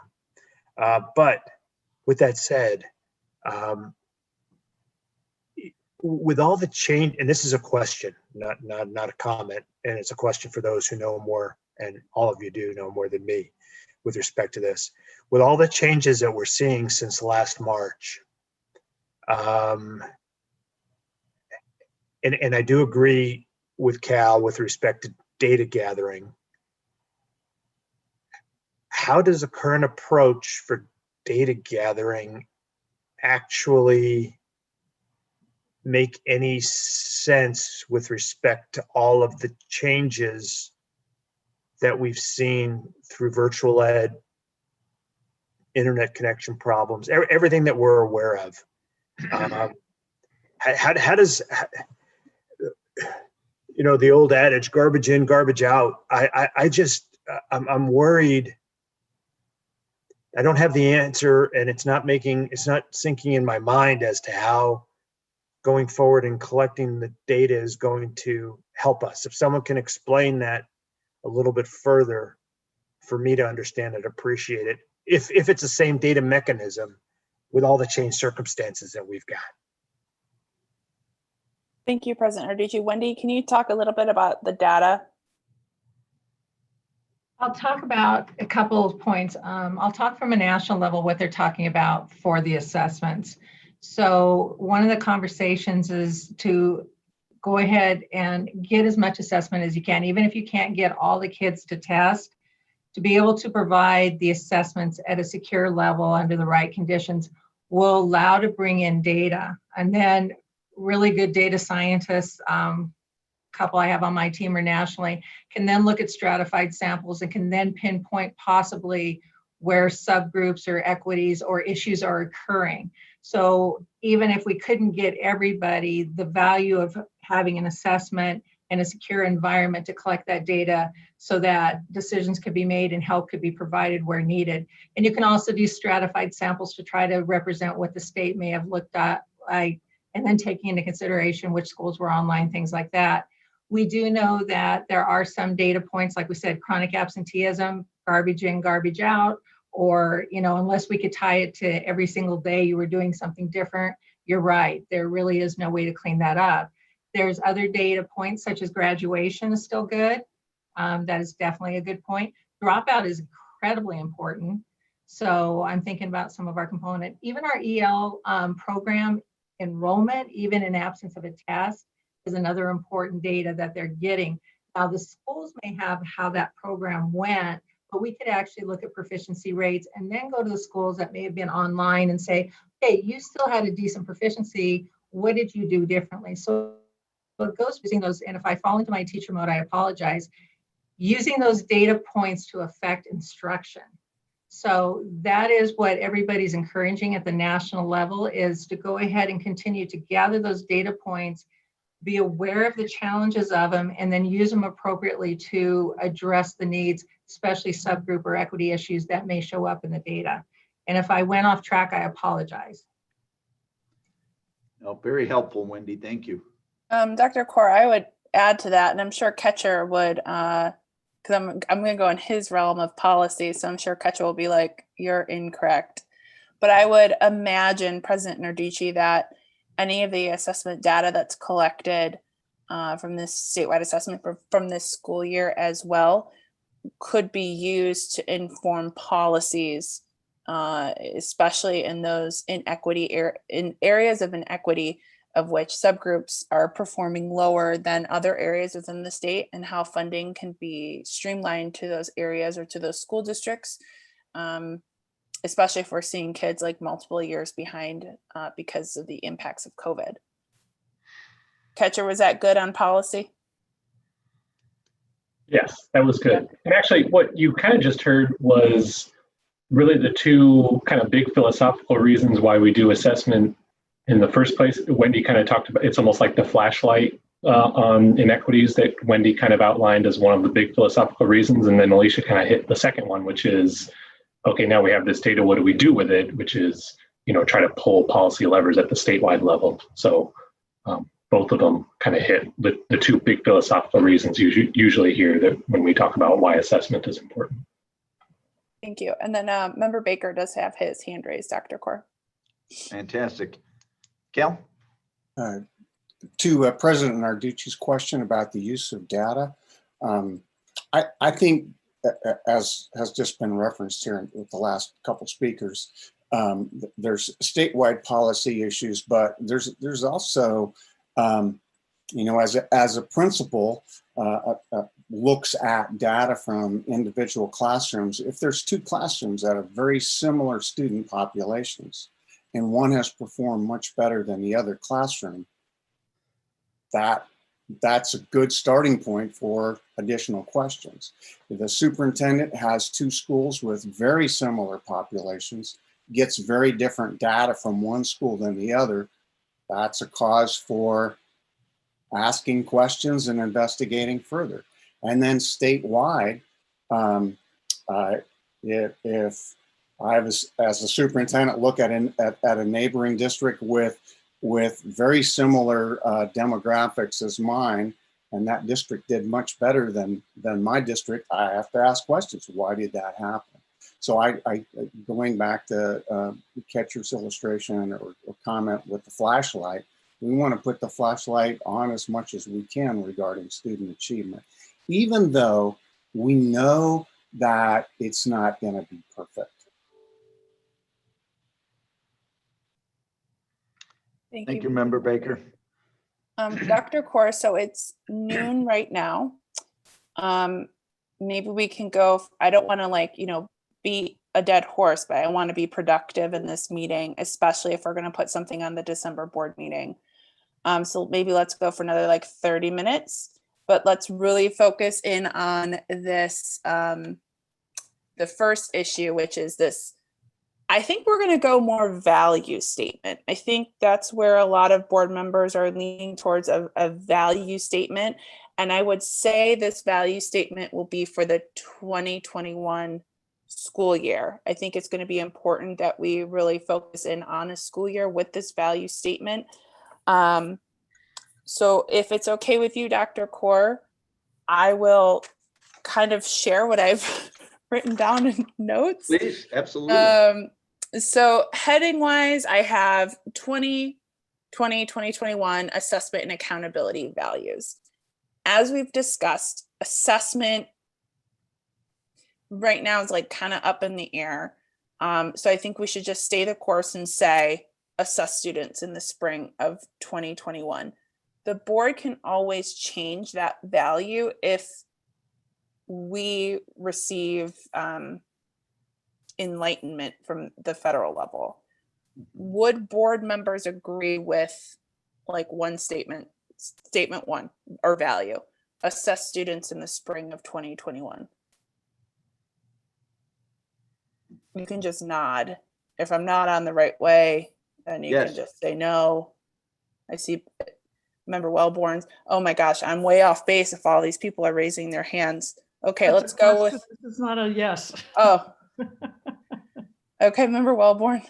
I am in favor of something like that, but I think you have to include in your assumptions that that we're in favor of doing it for the sake that Cal articulated, for the sake of the future. At some point, we need a baseline. But also, it's only possible if we can do it in person. And so it may not be a complete set, but it's going to serve as an indicator. And contrary to what, Wendy said about accountability, you wanted to measure learning and not COVID. I think we are measuring the impact of COVID on learning. Absolutely. On learning. And that's we like Cal said, we won't like what we see, but we need to know what's real, what's the reality out there, given all the hard work that people are doing.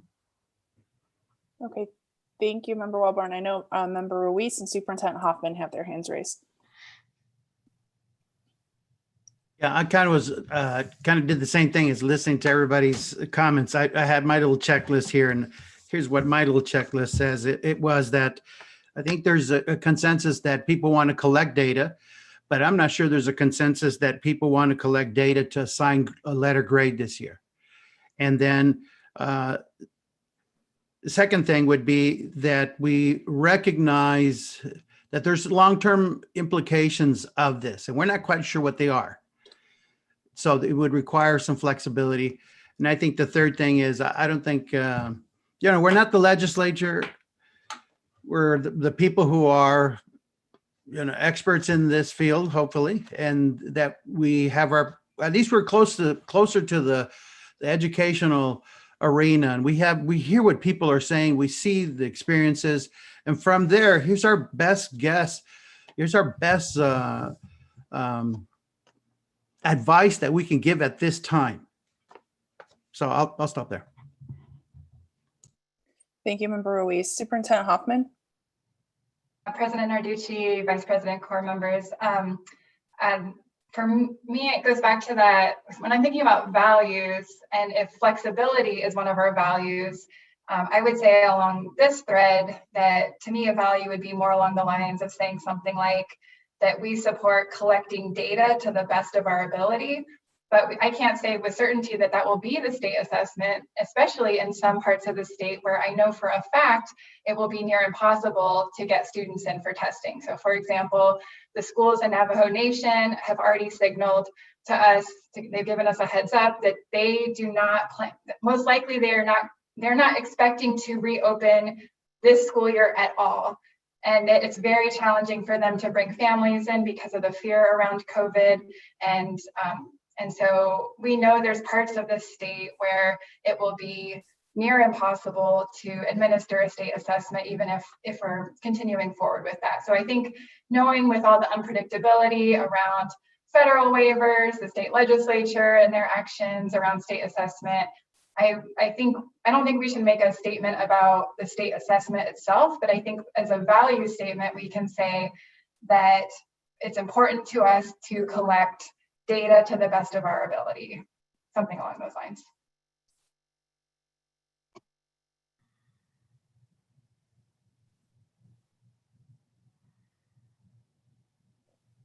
Member Mack and then Dr. Kaur. You're on mute, Dr. Mack. You're on mute. That has never happened before to anyone. I'm going to say the same thing. Something to the extent. Hear me? Try again. Okay. President Narducci, Vice President Kaur. That's better. Okay, I was going to say the exact same thing, basically something to the degree of the importance of collecting data, and especially with a student-centered approach, especially for our subgroups that we know are at high risk of not being recognized or counted in the system. We want to make sure that that's we are collecting data, but being general in terms of the what that means, and as I think that's important. And I think, and the other thing along with the values is something along the lines of assurance. So a value and assurance. So assurance that we are listening to the field, the assurance that we are tracking changes as they happen, and the assurance that we will do everything within our power to be as flexible as possible. And so I think something along the lines of a value and assurance to the field, I think is critically needed at this point.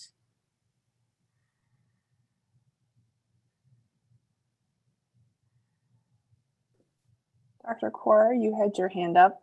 I did. I'll try to be brief. I think Wendy said it best when she indicated it would be valuable to collect the data to use appropriately. The key there is use appropriately, and that'll be us to have a voice in how it's used. And then flexibility, to go back to that theme, I think is critically important. On March 12th, when I moved Arizona Western College exclusively to a distance, my statement to the college community said, I hope we'll be back in a few weeks. I anticipate we'll have a wonderful graduation as we always do, and I look forward to a normal summer semester. That was my best thinking at that time. I was off by this much.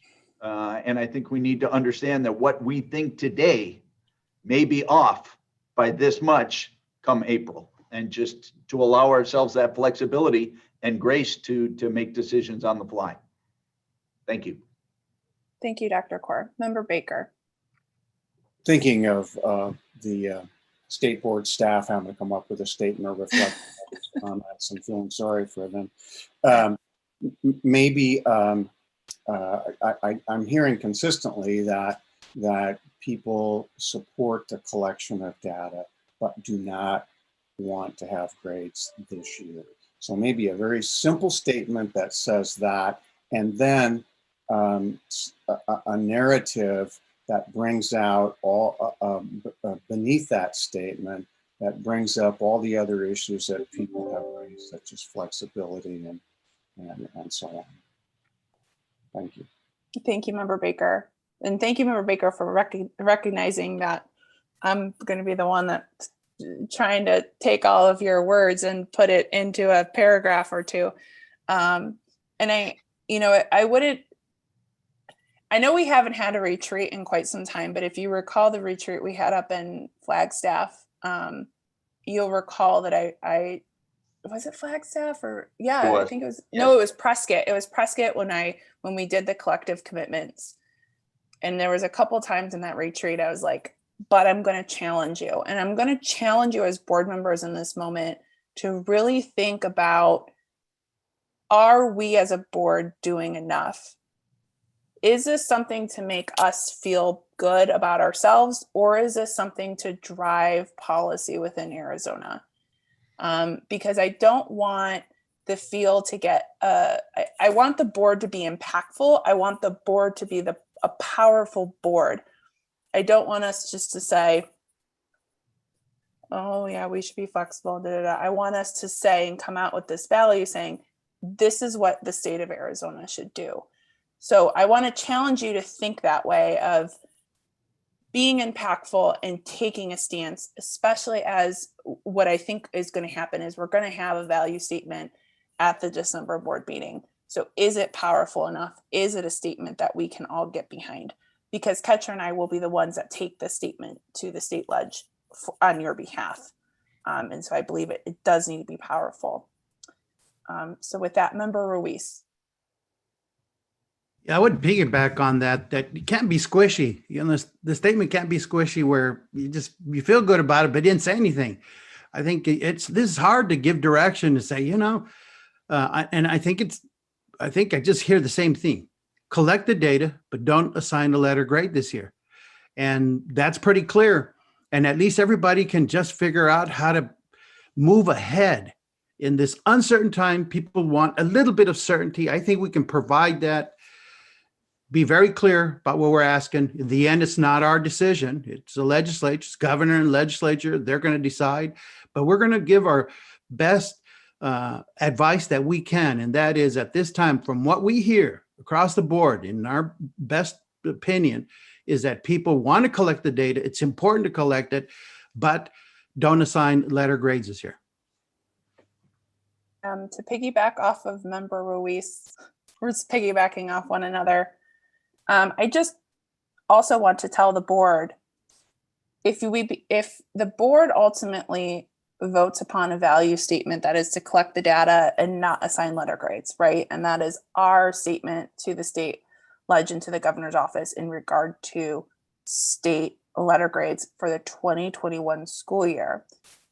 I do believe that in that narrative, there should be something that says, However, the state board recognizes that it's our responsibility within, let me backtrack. The state board recognizes that it is our responsibility under 15241 that we create the accountability system, and we will continue to have conversations regarding the 2021 accountability system. Because what I don't want to happen at a staff level is I don't want us as the board to stop looking at all of the information and the solutions that Wendy's bringing to you. I don't want us to stop looking at that, so that when it comes like May and there is no hiatus to letter grades, now we're trying to have multiple meetings in a month trying to figure out the accountability system based upon the data that we have after the letter grade system. That was long-winded, I apologize. But if you have any questions, let me know.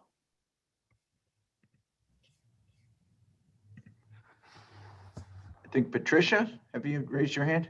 Yes, thank you. I am in agreement with what people have been saying about this statement.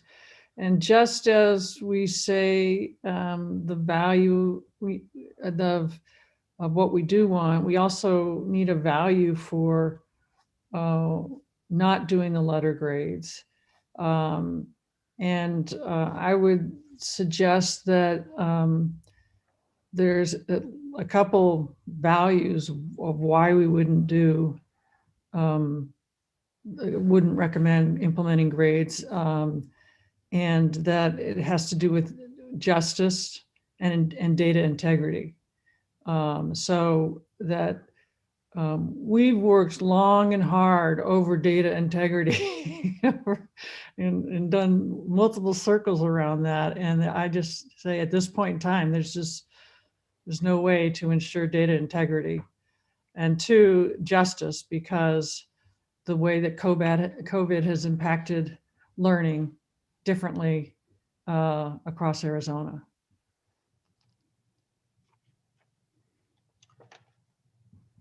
Thank you, Patricia. I failed to keep track of which of these three hands popped up first. So are you able to tell that, or should I just call on folks, Alicia? Sorry, I was writing down what Member Wellborn was saying. Dr. Corr? I apologize for the sequence, but Member K, you want to share your thoughts, and then I'll go Member Burton and Member Baker in that order. Dr. Corr, President Narducci, Superintendent Hoffman, thank you. I would add to the statements that I've heard, if we're talking about collect the data, I think what I've also heard is we're committed to aggressively vetting the quality and integrity of the data that's submitted. And then regarding not assigning a letter grade, I personally would also go one step further and talking about avoiding not using the data in a comparative sense. I think I heard dashboard format earlier. I think the minute we have a dashboard or a letter grade or any sort of comparative format, we run the risk of doing what we had hoped to avoid, and that is possibly penalizing schools, it feeling punitive, putting additional pressure. In my mind, the accountability component for schools would be the commitment to reporting the data, whatever the testing situation is in the spring, being accountable to meet some of those benchmarks if it's possible. But beyond that, I wouldn't have some sort of comparative scorekeeping system. Thank you, Member K. Member Burton? So I would agree with what I like the way Member Wellborn stated it. And I probably would fall short of sort of dictating or, setting a policy around letter grade. I think once we're educating or state our values around justice and equity and around data integrity issues. I mean, she's so correct in that we've spent so much time, and I even last board meeting, Wendy gave a great presentation on just the weaknesses. And so we really can't do letter grades the way we have in the past, but I'm just uncomfortable with us dictating that that's where we stand, because should we have to do it, then I feel like we might be in a difficult situation. So that's where I stand. Thank you, Member Burton and Member Baker. Just want to make a very quick point. We've been talking a lot about all the negativity around accountability. There's also a very positive side to accountability. I can remember a couple years ago, as we peeled apart our end of the year data, we discovered that a brand new alternative certified fifth grade teacher had the highest scores of any fifth grade teacher in the entire district. And so we're like, well, number one, is that really accurate? Did those kids really do that well this year? And then number two, if it is accurate and true, what in the world did that guy do to get such high scores across the board of all of his kids? And we're in a completely different learning environment this year. And I think there's some real superstars out there in terms of teachers and schools who are doing amazing things. I'd like to know who they are and how they did it. Fantastic. Thank you, Member Baker. Any last words before we try to summarize here and be respectful of folks' time? I know we're a little over, but again, if we could spend about the next 5 minutes making sure that Director Williams and Deputy Director Baden kind of have the sense of the board, if you will, and they'll be charged with the difficult task of wordsmithing a vision statement or a value statement that we can address in December. Alicia Ketcher, what do you think? Do you have what you need? Are there some clarifying points you'd like to address? I believe Member Ruiz has his hand up, so let's go to him first, and then maybe. No, I apologize. I did not see it. Thank you. I'll be quick. I think one of the things that's going to be important is that we just understand the long-term effects here. I look at the data. We looked at the data early on. We saw that there were 1/3 for our kindergarten class. 1/3 was missing, and then thank God the newspaper article came out explaining that was happening all over the state. And what we found, our experience has been all these years, is that in our particular communities, especially, if kids are not reading at grade level by third grade, it's going to take us 3 or 4 years to catch up. If somebody's 2 grade levels behind, we're probably not going to catch them up till 6th grade. If somebody's 3 grade levels behind, they're not going to catch up until maybe they're freshmen. And so then because we've got, and normally we take that kindergarten year where, you just you teach them the basics of reading, and then you're teaching English.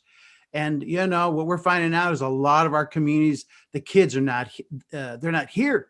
That means the ability to have taught them English and the foundation for reading, we lost that.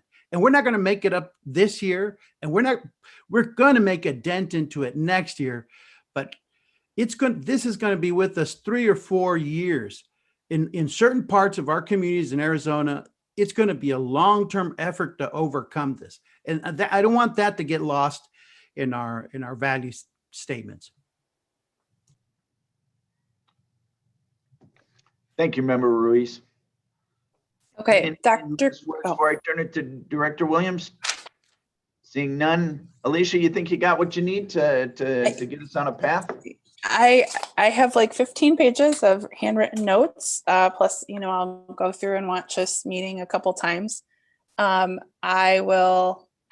do believe I have an idea of the value. We want to focus on that value statement of collecting the data, focusing on equity, data integrity, but also to Member Baker's point of the positive of accountability, ensuring that we're protecting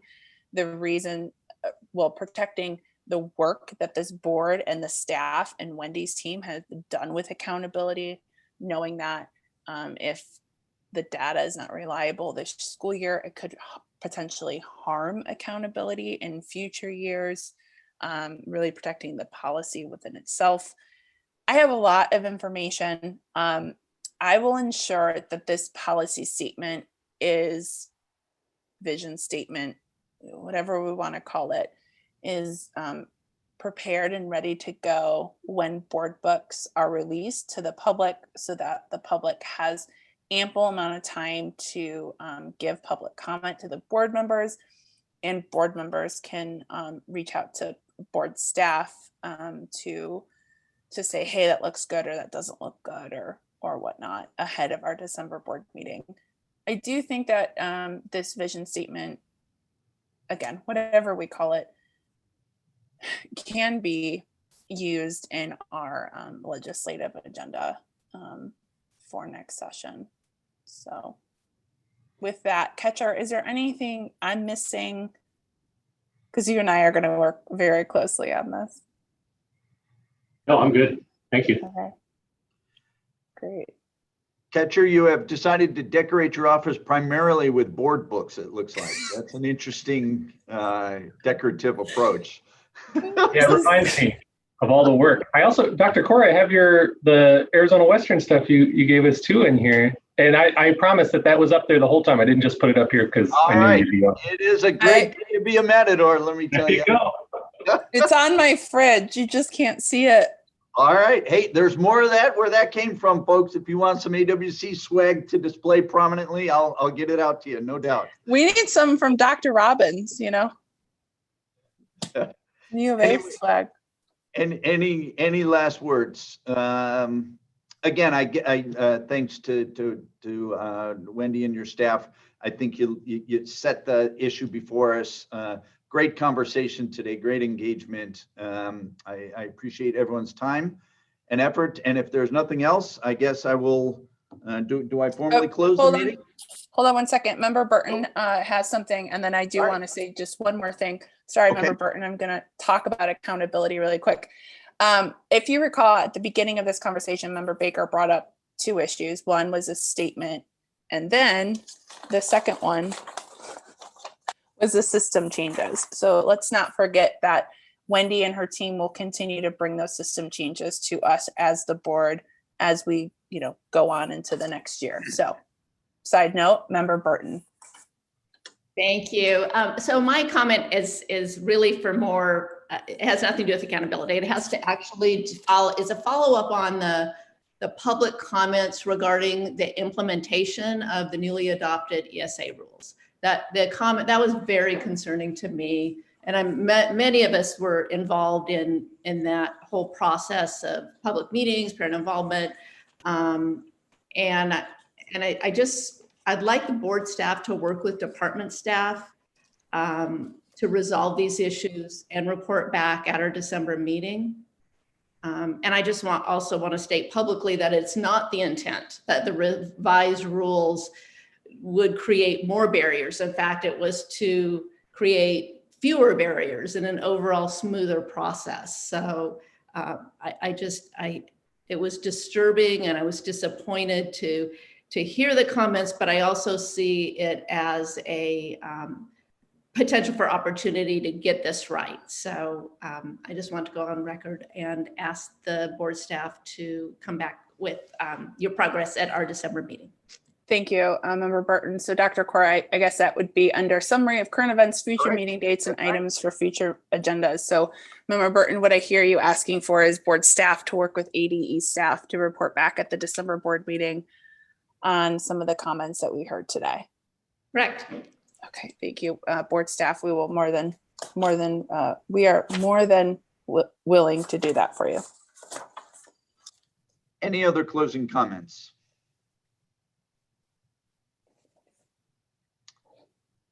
Hearing none and seeing no hands raised on the screen, I will adjourn this meeting at 12:29. And once again, appreciate everyone's engagement today. I think we've made some great progress, and I wish you all the best.